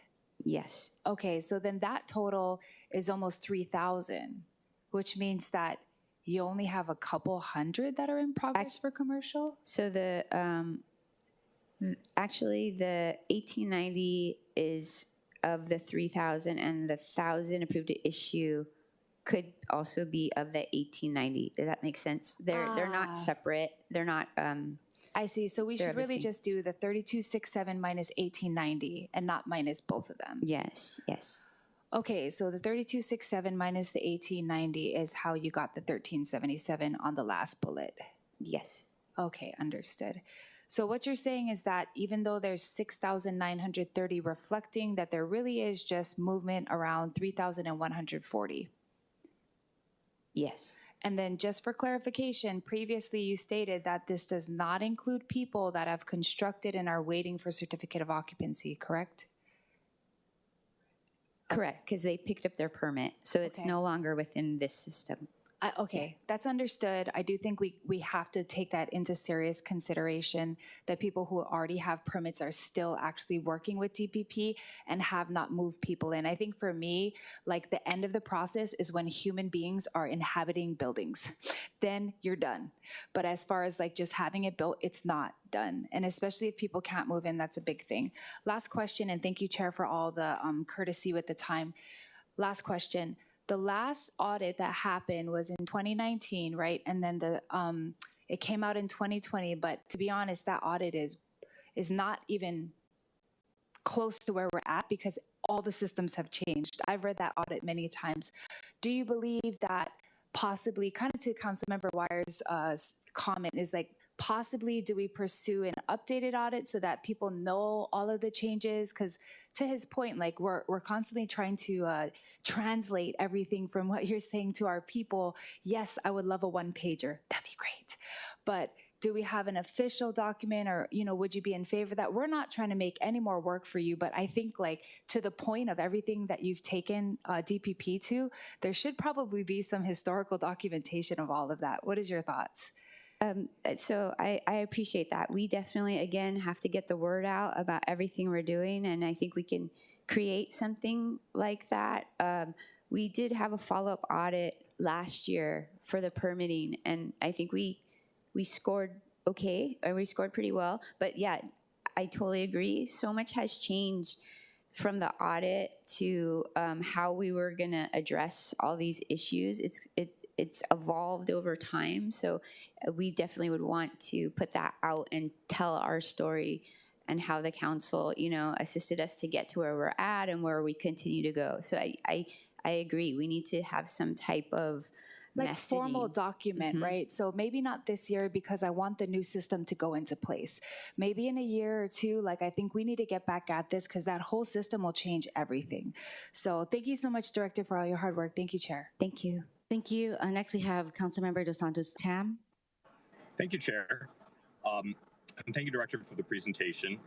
I wanted to follow up on a few things from last year that we had heard about, and I haven't heard anything about them since. So last summer,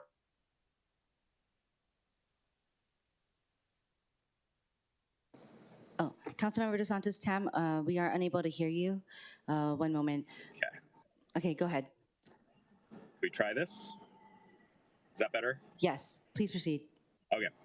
I wanted to ask about something from last summer that was reported in Civil Beat, that there was supposed to be a salary study for plan examiners and rewriting the job descriptions for plan reviewers, among other sort of HR-related changes.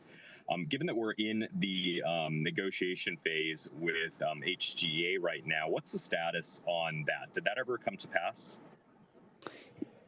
Yes, when our acuity consultant, they provided some studies on that. So we have some data, and we have been working with HR to up the salaries of the building plans examiners to more justified levels. Okay, great. When will that be put into place? So we're working with HR right now, and we're working with the HGA. It's just a matter of figuring out what the correct vehicle is to raise it, because it's for residential building plans examiners, there isn't necessarily a shortage. We are able to hire, but it's more about getting their pay up to the correct level of all the different things that they do. And then I also understand that there was a proposal to contract out between 8 and 20 of the plan reviewers. Did that ever come to pass? Yeah, so that one, we finally, last week, we started distributing some plans to the vendor, JAS. They're called JAS, J-A-S. They're going to be working on electrical, like solar type of commercial projects and some residential. It did take a while because we needed to get, they needed to have Hawaii licensing, so that was kind of holding it up, but we finally got it, so we are happy to say that they are on board and starting to review plans. Okay, good. And then my last question is pertaining to sign permits. This is one of the smaller permits that happens, but there's a large number of them. I've gotten some complaints from applicants that their sign permits take a long time. I see, as a result, there's a lot of vinyl banners that go up on a temporary basis that end up there for a long time. What's the status on sign permits? So sign permits are reviewed by our residential plans examiners, but we're trying to figure out if they're better fit under the zoning review, because it is a zoning code issue, but we are looking into that. We agree. I think there's a better, faster way to permit signs, and so we'll continue to look at that, and we can report back to the council about our progress and plans. Okay, I'd appreciate that, and I'll note that the fees for sign permits haven't been increased in some time, but I think the valuation of sign permits have gone up, and so that's probably something we should revisit as a cleanup measure at some point. Yes, agreed. Thank you, Councilmember Dos Santos Tam. Members in the chamber, are there any other questions for Director Apuna? Okay, seeing none, Director Apuna, I know that we will work together to schedule the next update, but there are a few things that both myself and our Council Vice Chair requested in addition to the information that you are providing. So thank you to you and your team. We really appreciate the update, but also the work towards betterment of everything you're working on at DPP. Thank you. Thank you. Thank you. Next, we will now proceed with remote testimony. Clerks, do we have any remote testifiers? Chair, there are none. Okay. Seeing none, we will now close remote testimony. We will now proceed with in-person testimony. Clerks, do we have any in-person testifiers? Yes, Chair, we have one standing by. Okay, Angela Melody Young, please proceed. Aloha, Angela Melody Young. I'm so supportive of the DPP office's work. Such a friendly office, and they have major responsibilities and assignments that they need to do their due diligence to provide for the development in the communities. And yeah, I just want to be very helpful to whatever they're doing for the build out, and also to help with the backlog and permits and planning for infrastructure and community-wide planning. Thank you. Thank you. Okay, is there anyone else in person who wishes to testify? Seeing none, we're closing in-person testifiers. Next, members, is our last informational briefing, which is the audit of the SKYLINE operations. We do have the audit as Council Communication 50 and 52, but from the City Administration, we have the Director of the Department of Transportation Services, Director Morton, and also welcome to Deputy Director John Nucci as well.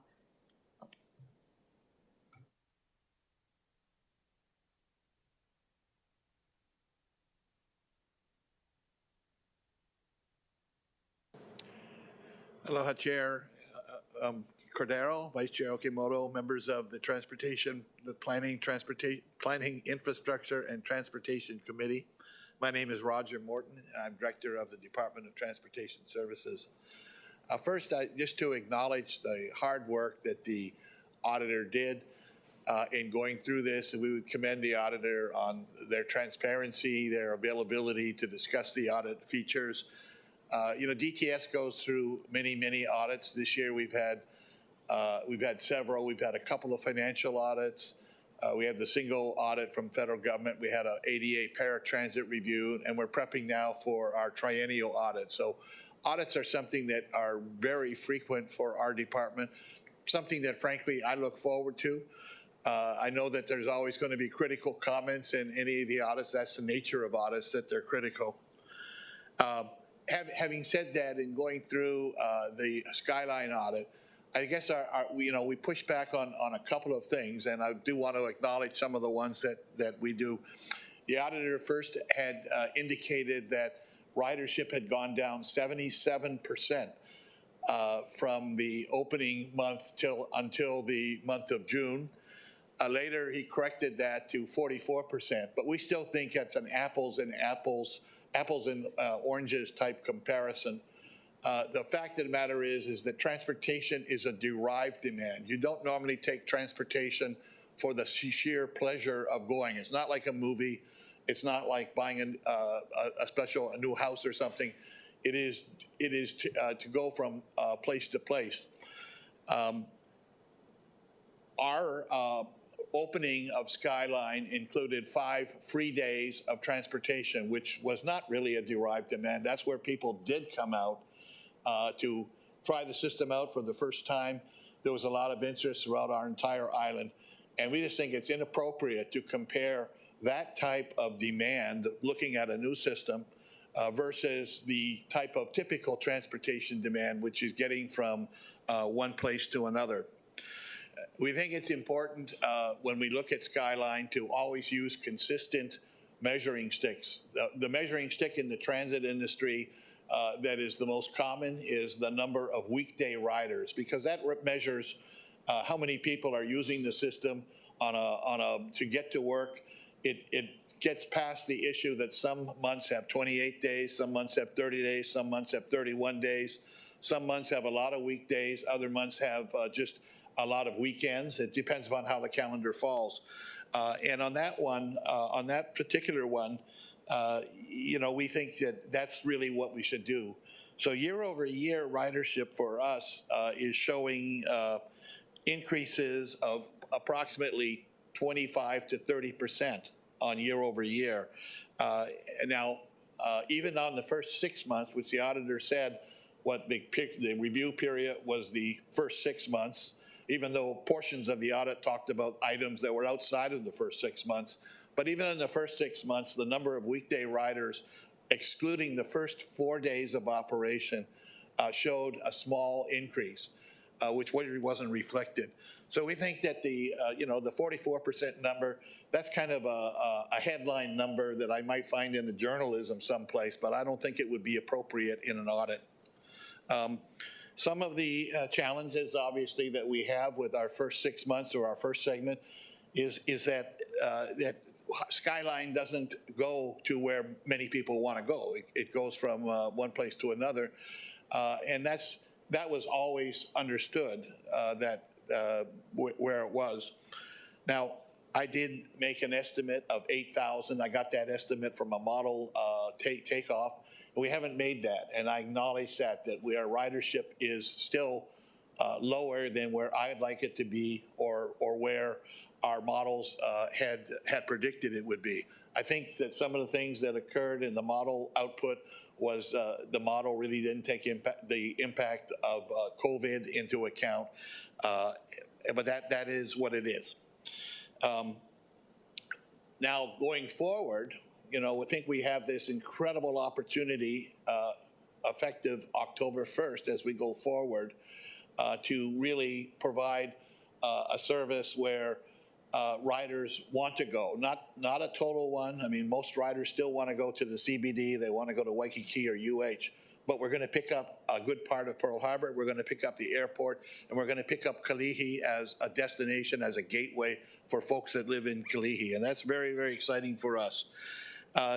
We do have a plan, and we can really do it now. The current bus integration plan had a tremendous number of changes when we first did it, but we still got over the issue that when folks got to the old Aloha Stadium site, they still had to transfer to a bus, and that bus still had to fight traffic on the way in.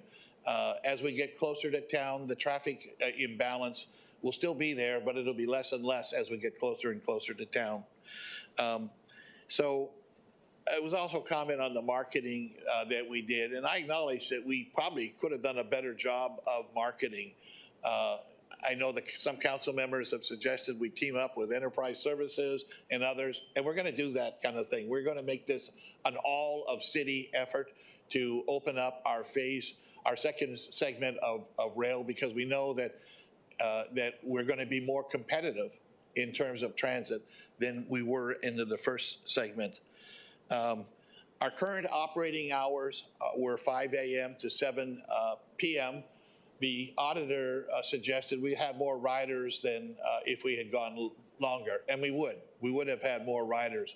We would have had probably a few hundred extra riders per day, but we also would have been saddled with about $12 million in extra cost. And so in looking at how we plan out SKYLINE, there needs to be a balancing in reality about what we would get for that. The fact is that in the East Kapolei to Stadium, there's not a lot of night activities really in those areas.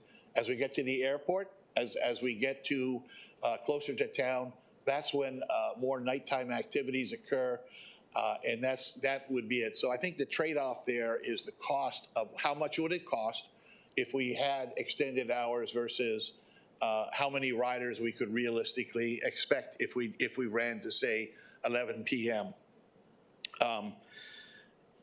The auditor acknowledged that SKYLINE has a number of really amazing firsts.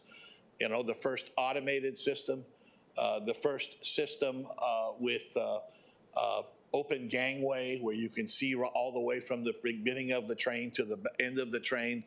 The first system in the U.S. with platform screen gates that's really huge. And there was an issue of how well SKYLINE was performing. Now, our contract for SKYLINE with Hitachi is a performance-based contract. If we operate at a level of 99.5%, which is an exceptionally high level, then that's what we expect our contractor to do. If we operate at a level higher than 99.8%, we actually give our contractor an incentive payment. And if they operate less than 99.5, we give them a penalty. We've had several penalties where the performance has come down.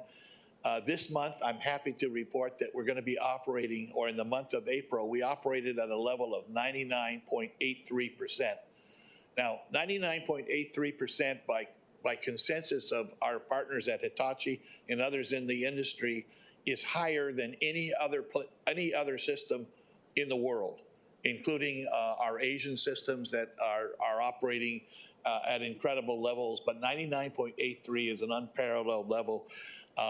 We don't set 99.5 as the level that we expect. We set 99.5 as the level that we expect our contractor to perform without penalty. There were some issues on ADA issues. Many of those issues were opinions of the auditor on issues that were outside the station areas, for example, along Kamehameha Highway, at bus stops and those things. And that's not the Americans with Disability Act, which is a regulatory act. That's a different best practice issue. And we think it's a little dangerous, frankly, to try to conflate the pothole on Kamehameha Highway with an ADA issue that DTS is responsible for. That just shouldn't be the case. I think that if we're going to do ADA investigations, the investigation should be whether we are compliant with our federally approved ADA plan, or not, and not simply to look at different things around. Some of the other ones, you know, at Waiava Station, it was mentioned that that it was unsafe to get across the road, and we couldn't agree more than that. The fact is that that pedestrian bridge was originally included in the HART scope. It was de-scoped to save money, and DTS has put it back into our plan to develop that pedestrian bridge. Finally, on the LEP programs, the LEP programs, the limited English proficiency programs, again, we have a plan at DTS, and we think that our limited English proficiency plan for audit purposes ought to be a comparison of how do we comply with the plan that's been accepted by the federal government. We have 7 languages within our plan. Most of the emphasis on LEP is translation of vital documents so that people can meaningfully use the transit system. It doesn't mean that all of our signs have to have all 7 languages on the sign. It means that key documents have to be available in alternative formats. We're committed to improving SKYLINE. We're committed to trying to address the comments made in the audit. And we plan to continue our efforts to truly make our transportation system a sustainable transportation system that's open and has good access for everybody. I'm proud of the system, and I'm proud of SKYLINE, and I'm happy to answer questions about any part of the audit. Thank you, Director Morton. I really appreciate you touching on the different components of the audit. I do want to open it up to the members, but also noting that we have the Office of the City Auditor here as well. So if there are any questions for clarification, but also noting that they did a pretty thorough job if you're looking through the audit as to how they did their field work. So if I had any questions for them, it was pretty much answered in their audit as to how they observed what they observed. Okay, so with that, I'll send it over to Council Vice Chair Wire. Okay, thank you, Chair. Mahalo for the presentation, Director. I just had a quick question.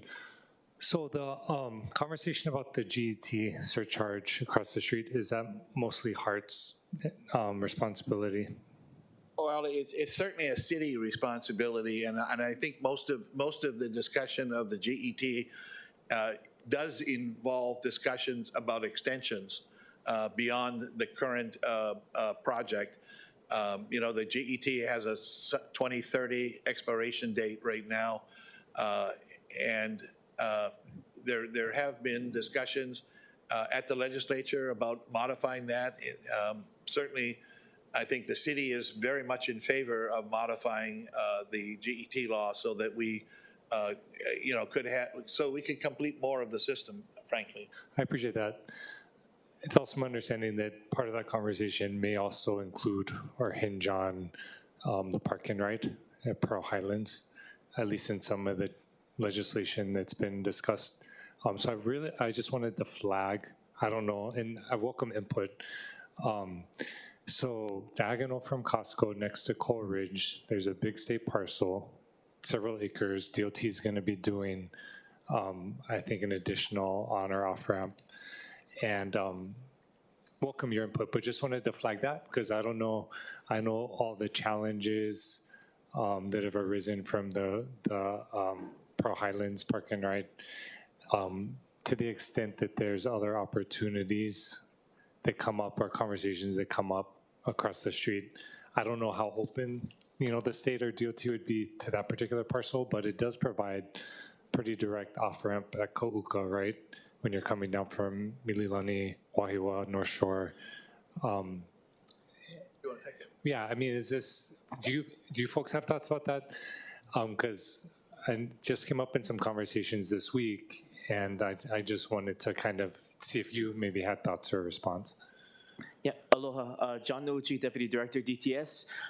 We are absolutely looking at every single park and ride opportunity right now to make not only temporary, but more permanent solutions for the districts, especially the Central Oahu corridor leading up through from Waiava up through Mililani, Wahiawan to the North Shore, to just see where parking is available right now, could be available via construction or temporary methods, and just the general land availability out there. So I know the Coral Ridge lot that you're talking about.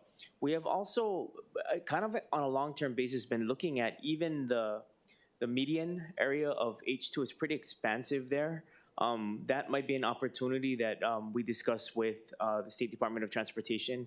The bottom line is we are going to have to work with HART to find a solution for the Waiava station, and hopefully that does include something that is a little more robust than just parking. Although we do understand that a lot of the ridership projections were based on parking availability. So we do want to seek out all areas that parking is available right now, but we're also going to be harnessing our bus system to better address and loop in the quickest ride possible we can for especially all the Central Oahu and North Shore residents who will have access to SKYLINE. And so that's something we want to take both a short and a longer term look at. Okay, I appreciate that and appreciate the response on buses. Just want to make sure I'm hearing correctly. Because yeah, I agree, we want the rapid buses to the extent that conversations hinge on finding some type of parking setup. It sounds like you're already looking at potential locations and would be making those recommendations.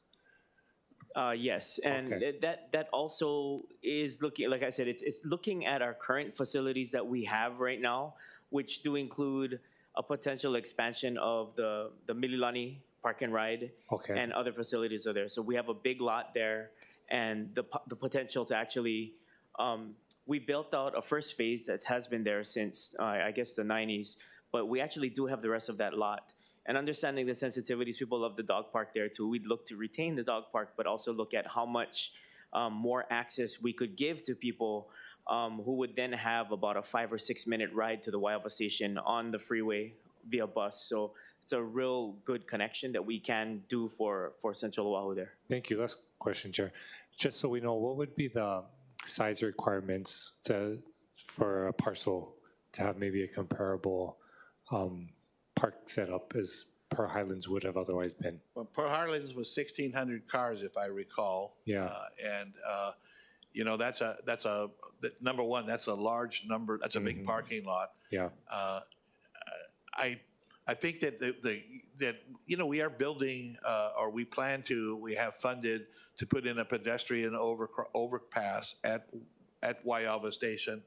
HART is still committed to providing a fast connection for a transit center with areas for transit buses to come in and to do that.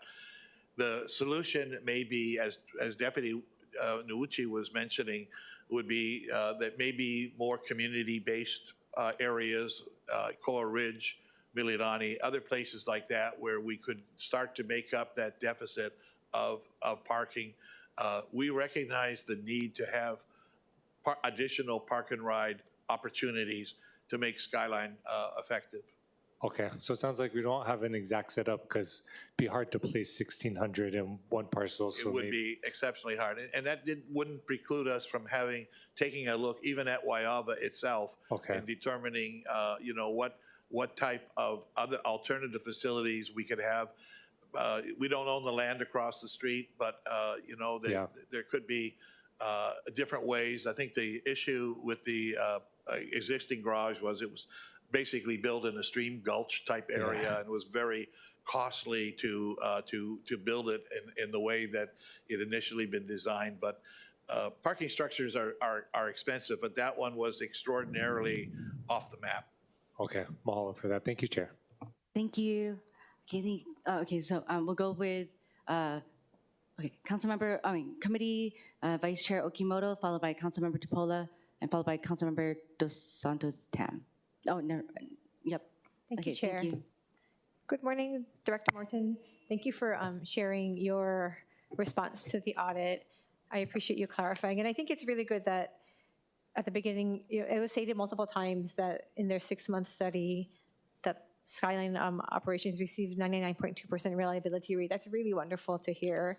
Thank you for doing that. And you did clarify some of the questions I had about the audits report and recommendations dealing with the ADA and other compliance issues. I was wondering what, from the report, from the recommendations, because I saw that you had your response, but from the recommendations, what have you taken from there and will then apply into your plans moving forward? Other than you mentioned, I know the areas in my district with the Highlands parking structure. What, from this list of recommendations, what are we looking at that you can apply and that you feel like is valid in the responses from the audit team? Sure. Let me address a few of them first. Some of the ADA ones, ADA issues. I don't call them ADA issues, but access issues along. We spend DTS has 2 programs ongoing to address area-wide issues of access to public transportation. One of them is our intermodal connection program, which is focused on rail stations and improving intermodal connections within the rail stations. Another one, another DTS program is our ADA bus stop improvement program, where we spend $2.5 million per year.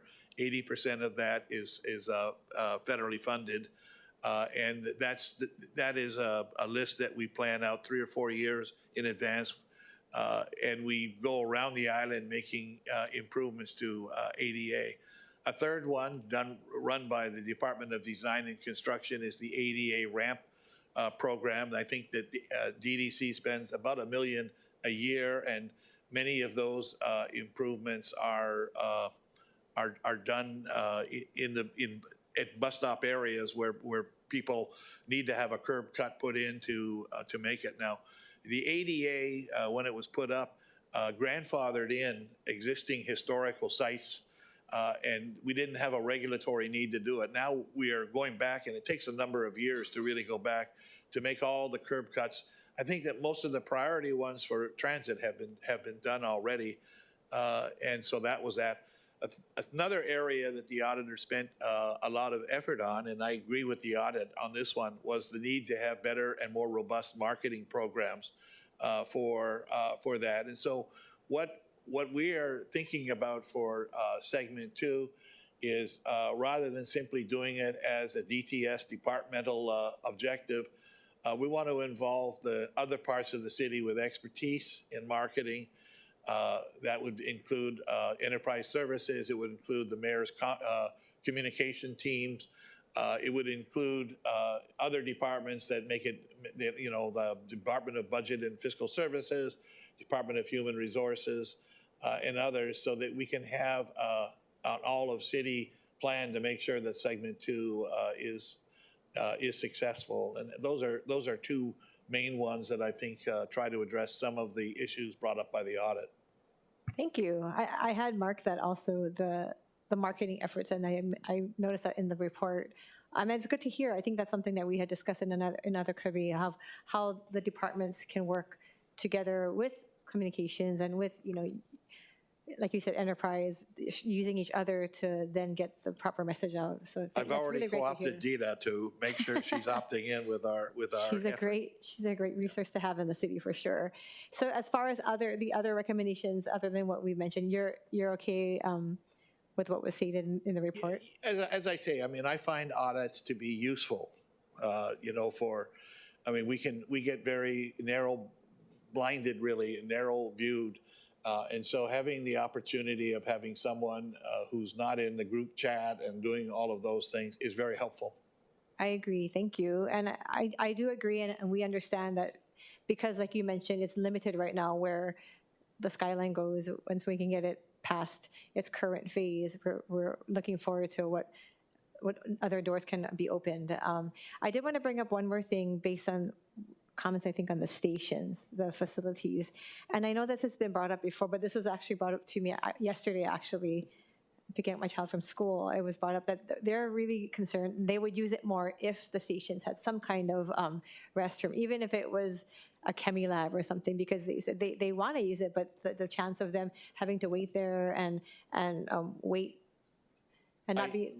although you have a reliability rate, that's great, but I was wondering, what are the chances of that moving forward? Okay, so here's a couple of things. Number one, it's our policy that customers that need to use the restroom, should be able to ask an employee to open the restrooms. But I read the auditors, going through the difficulty that their folks had in trying to get that to really happen.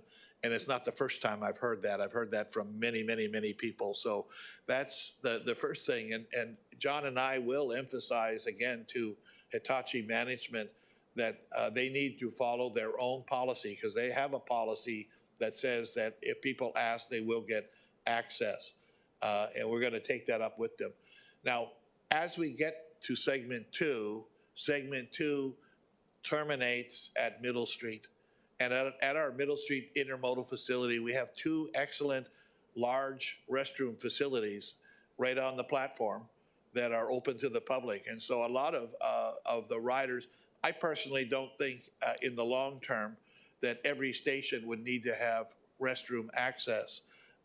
It's just too many problems and too many issues. The reason that everybody is reticent to have them open to the public is not just the vandalism, it's not just the expense, although those are real issues. It's also the crime activity that other systems have had doing it. So I think that when we talk about restrooms, yes, we need to understand that people have human needs and they need a restroom, and that for some people that would preclude them from riding if they didn't. So, it's very difficult to go back and modify stations that are already there. So our emphasis will be to ensure compliance with the stated policy that people that need access, all the stations have restrooms. They're kept clean.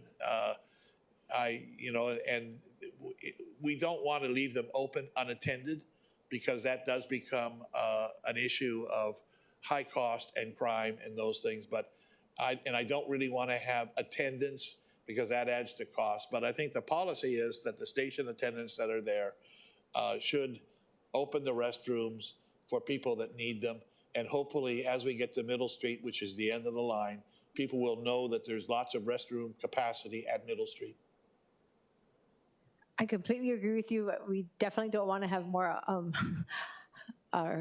opportunities for people to do things that they shouldn't be doing. I'm hoping that if you said the policy is that they should be open to those who need to have access to it, but the report is showing that it was, and you said it was pretty arduous, more arduous than it needs to be. Can there be a way to have it more accessible so that we're not having people having too much difficulty if it's the policy right now to have the attendant open the facility? I think that we could do a job of monitoring access availability and calling the contractor when necessary. Okay, I'll for sure to get that information now, because I think they feel that there's no option for them. So we'll try to communicate that with those who are in our districts to let them know, especially, again, myself, because we are around that outskirt where we're trying to fix, to have my district be able to attach themselves to the route. So thank you, Director, thank you, Chair. Thank you, Councilmember Okimoto. Councilmember Tapola? Thanks so much, Chair. Aloha, Director. Thank you for fighting for and defending the rail. I do think that that's the beauty of the audit versus the directors. Like, there has to be a little bit of rub, right? They have to be giving some suggestions, and you guys have to be defending yourself, because I think that's what ultimately equals progress and improvement. So thank you for being open to it. It is quite a lengthy audit, as Chair said, but it's so thorough. I actually liked reading a lot of it. I know you addressed some of it, but I just wanted to, let me just say a comment about the bathroom, because the funniest video I saw of the rail was someone trying to find a bathroom. That video actually went viral. It was pretty funny. I know it's not funny for people who can't find a bathroom, though. I just think that in general, when they gave the recommendations for social media, for YouTube, for presence, and I heard you say the partnership, that's encouraging, because I do think it's actually out of the scope of what DTS does, like coordinating events, asking UH West Oahu what's going on fall semester, and I know that there might not be a position for that, but ultimately that's really what's going to help us, because what you said is true. For right now, it doesn't necessarily go from a point that people are at to a point where people want to go, seeing as though there's nothing happening at the stadium. So with that being said, aside from the partnerships, with different departments, I know we're trying to pass like a sponsorship bill and other things. Is there anything else besides, just working together that you would think would really help to kind of promote the rail better that we could support? I think that, all the comments by the auditor we endorse for those marketing comments. I mean, those are things that we acknowledge are important.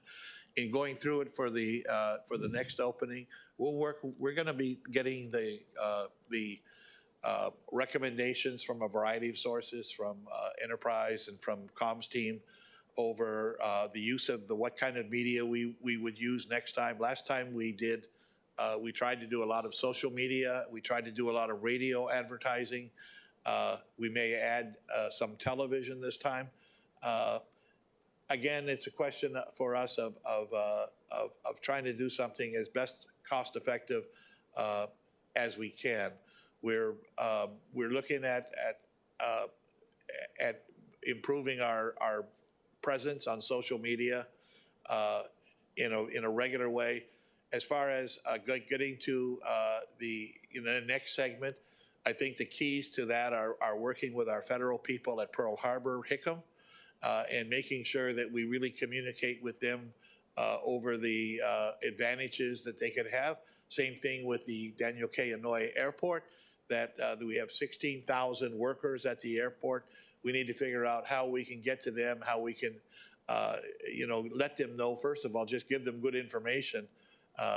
It takes, the cost of transit is $80 a month. The cost of having an automobile is about $14,000 a year, or about $1,100 a month.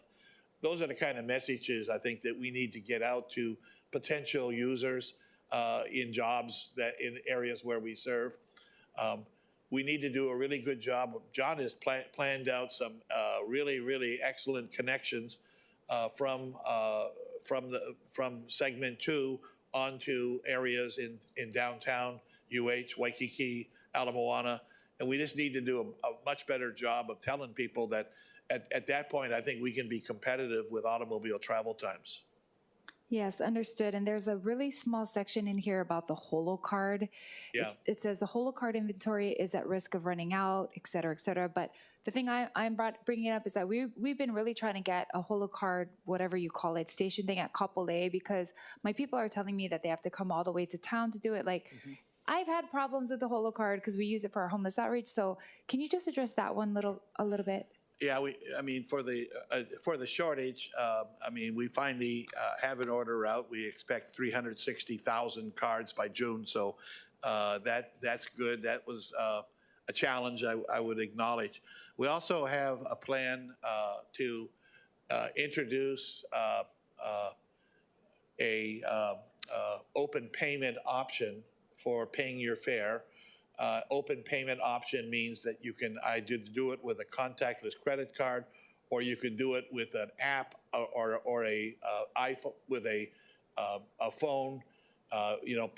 Tapping with your through your wallet app on both the Google platform and the Apple platform.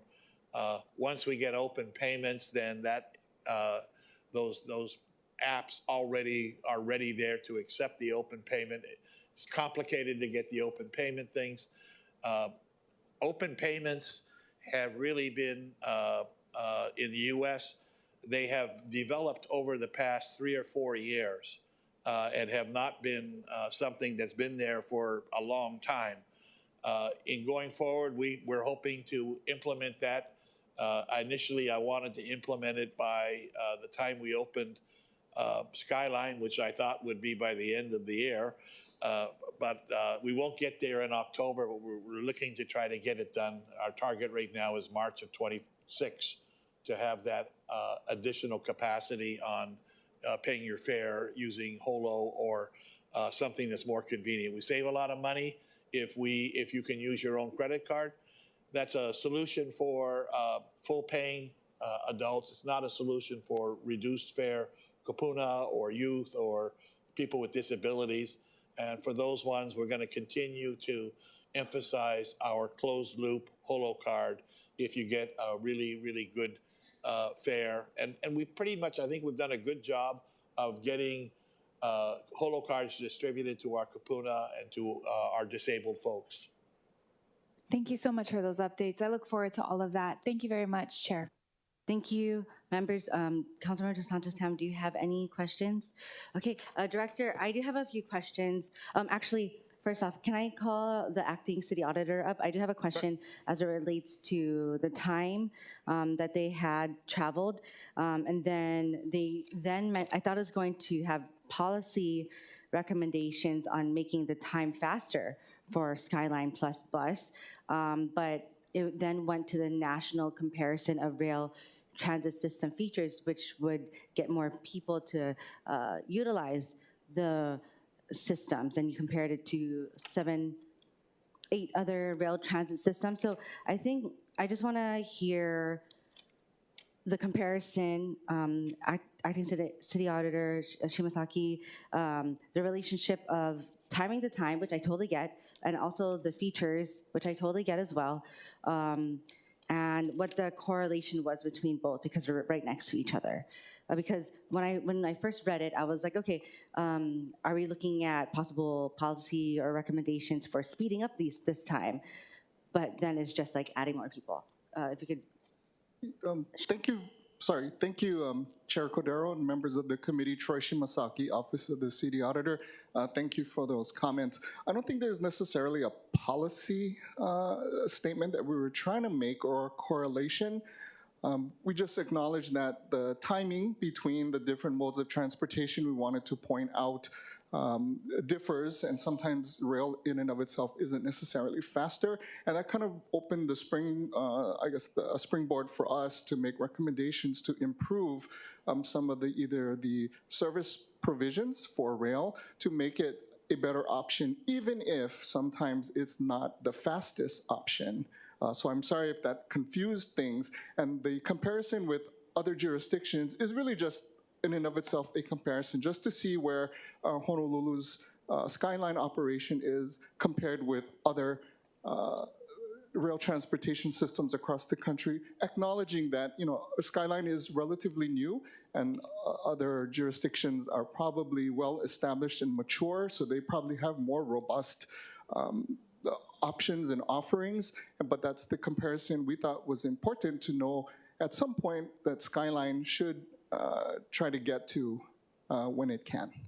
Okay, thank you. And I also was wondering if you were looking at, if there was consideration for looking at the socioeconomic comparisons between between Skyline as a transit mode as opposed to utilizing a vehicle as a transit mode in the audit. Yeah, we did not make that specific consideration in this particular audit. Okay, because I mean, from the very first chapter, there were comparisons to outside or leading up to the station, and then there's, of course, other things outside of the actual Skyline as a system itself, but also the bus rail integration, bus and rail integration. So then when I was reading through it, I was like, okay, am I going to see mention about vehicle as well? So just noting that. Okay, thank you. Thank you. Well, with that, on that topic, I'll bring up the director now. Thank you, Acting City Auditor. Hi, Director Morton. My question, I guess in the same line that I asked about the socioeconomic recommendation, but outlook of transit. Do we happen to know how, I don't know if you would know about how much it would cost to maintain as well as pay for payments for a vehicle, a personal vehicle, versus utilizing, I guess, our bus and rail? Well, yes. I mean, the national and the local figures for automobile ownership are about $1,100 per month. That includes the cost of the vehicle, the cost of maintaining the vehicle and fuel, and that compares to the current price of a bus pass or transit pass at $80. And so, the transit is a great bargain. We know that the many of struggling families in Hawaii use transit because it's affordable. Also, another major reason why people use it is because parking is so expensive that if you're in a UH area or Waikiki or downtown area, parking can be very, very expensive unless you get it free from your employer. So we know that. We know that we disproportionately, carry people with lower incomes than the general population. That's something that happens all over the country, really. Having said that, we want to make sure that our transit system is not a system of last resort.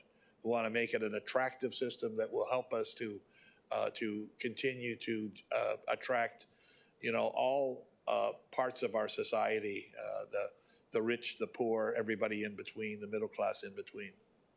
Thank you. Yeah, that is something that, so Councilmember DeSantos Ham and I had a few town halls, and at every single town hall, and of course, other town halls, not just with Councilmember DeSantos Ham, talking about bus and rail integration and looking at, they reflect a whole different number of socioeconomic backgrounds, right? So with that, I hope that's okay that I made a recommendation for in the future if there's another audit, if and when, to look at those comparisons since bus and other modes were looked at. Yeah, we are in the process of finalizing our before and after study, which will include, snapshots of demography, of what our rider makeup is. And that's something that once that's completed, we will transmit that to the council as well. Okay, thank you. I do have to note that, and I think I mentioned this either in the budget, maybe in budget or maybe in my last committee, about the audit and how I was surprised to see a lot of reactions from people on social media that I knew, right? And that I've always kind of shied away from talking about it because I didn't know how people felt about rail, but I was surprised to see that they defending the system of SKYLINE and utilize SKYLINE as well. And so I'm starting to see a lot more shared online as well.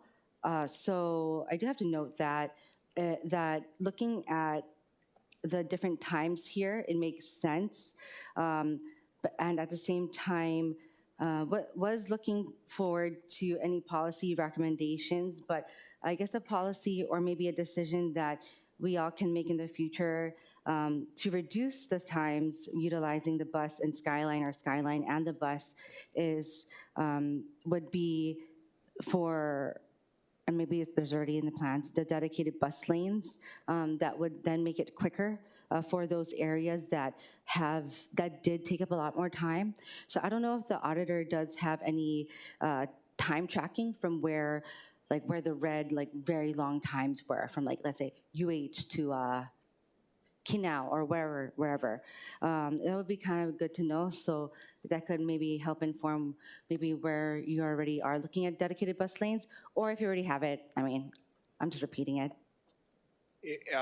Yes, of course, this is a very tight little island, right, with limited road space and not a lot of things. So, I would love to put more bus lanes all over. Having said that, we are working with our state partners on some ideas. I wouldn't hesitate to make them too public at this point, but a majority of the arterial routes that do come into town are state-owned, and so they would be candidates for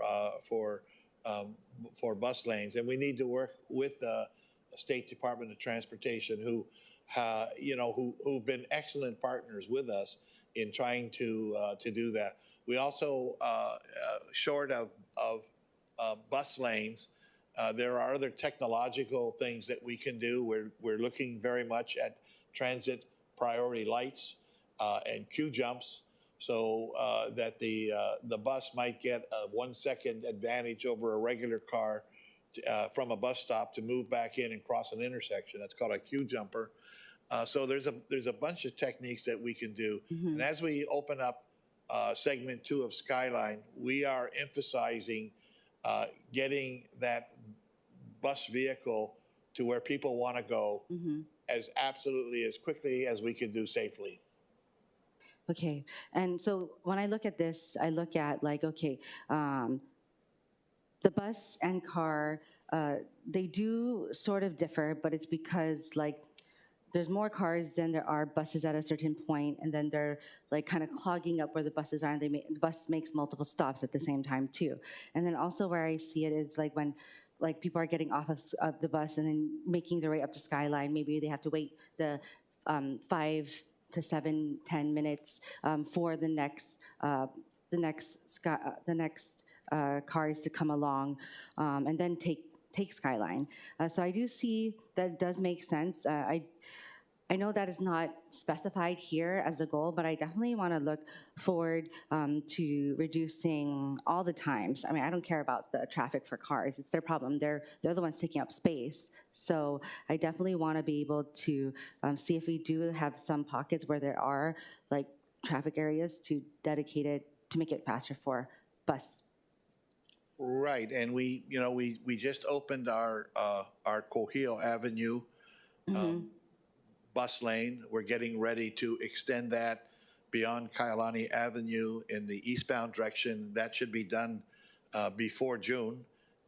For that, we're talking. What can we do in the west Oahu, along the coast? What can we do in Eva Beach? What additional we can do through central Honolulu and downtown Honolulu. So we've done a lot in the last 5 years, and that momentum's got to go. Our emphasis at DTS is we're not, we recognize the convenience of a car, the instantaneous ability to use it. We're not going to be able to change that, nor would we want to. But our emphasis is trying to convince people that they don't need 5 cars. Can't they get by with 4? If they have 2 cars, can they get by with 1?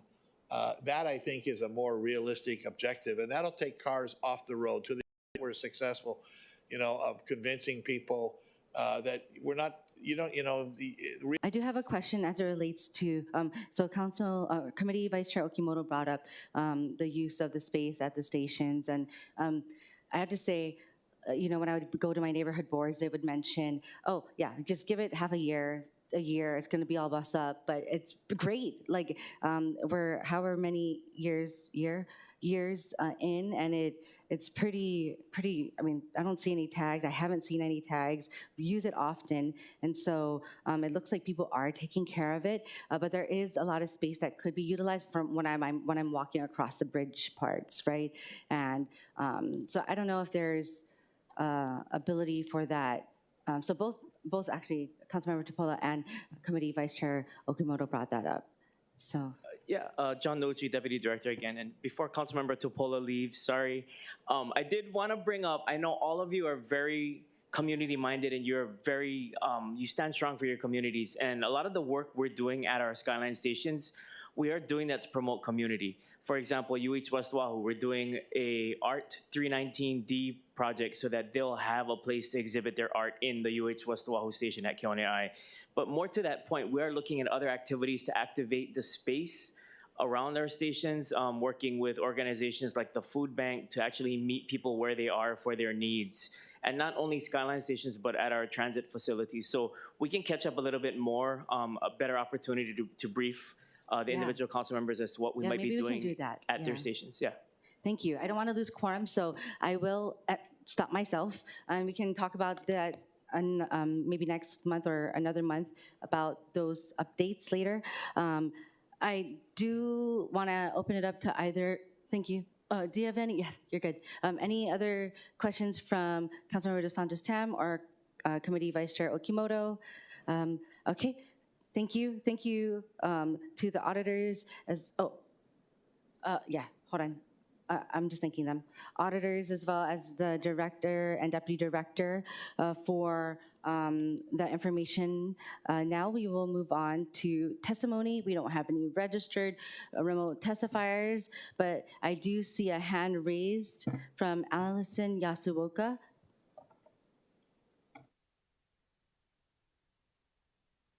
Aloha, this is Allison Kaolino Kaimana Yasuoka. I appreciate the due diligence of the City Council in ensuring that the data provided by the audit team on the rail is deconstructed thoroughly, because data needs to be systematically examined to truly get to the root of issues and address them. During the pandemic, I dealt with reading the state COVID-19 data on almost a daily basis because of the project I was working on, and I quickly learned how data and statistics can be shared out in ways that minimize certain narratives and highlight others. UH Manoa full-time students pay fees for free bus rides to their U Pass system. But my son, who is a UH student, recently had an incident where his bus never showed up. Luckily, he is a very conscientious student, so he leaves early in preparation for such incidences. However, if the system isn't reliable, if it isn't trustworthy, then people who try it lose faith, and I believe it is difficult to convince them again to take public transport. As someone who also lives in the Waimalu'uka area, there is only one bus that actually makes its way to the transit, Kalawao Transit, and it only comes once every hour, which isn't really convenient. As someone who believes in finding sustainable solutions to transport, I do see how rail systems have benefited countless communities across the globe. However, it is all about ease and access, because we all want to spend time with our families rather than time waiting for public transport to transfer us to the rail. I did like that there was a 2-hour window for arriving at one's destination using the rail and bus transfers. As someone who needs to drive through the morning traffic from Waimalu'uka to the University of Hawaii and back in the afternoon, I know and am confronted with approximately 3 hours a day commute.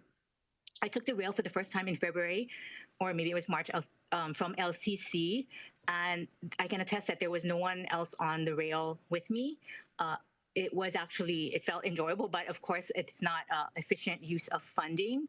There is no doubt that if Hawaii's public transport system was efficient, then it would be a no-brainer to ride it. Allison, I'm so sorry. Thank you for your testimony. The time is up. I am losing quorum, so I have to immediately stop this meeting. No problem, no problem. Okay, thank you. For allowing me to testify. Okay, really quick, Councilmember Dos Santos Tam, please stay on just for a moment. Do we have anyone online who wishes to testify? Seeing none, closing remote testifiers. Is there anyone else in person who wishes to testify?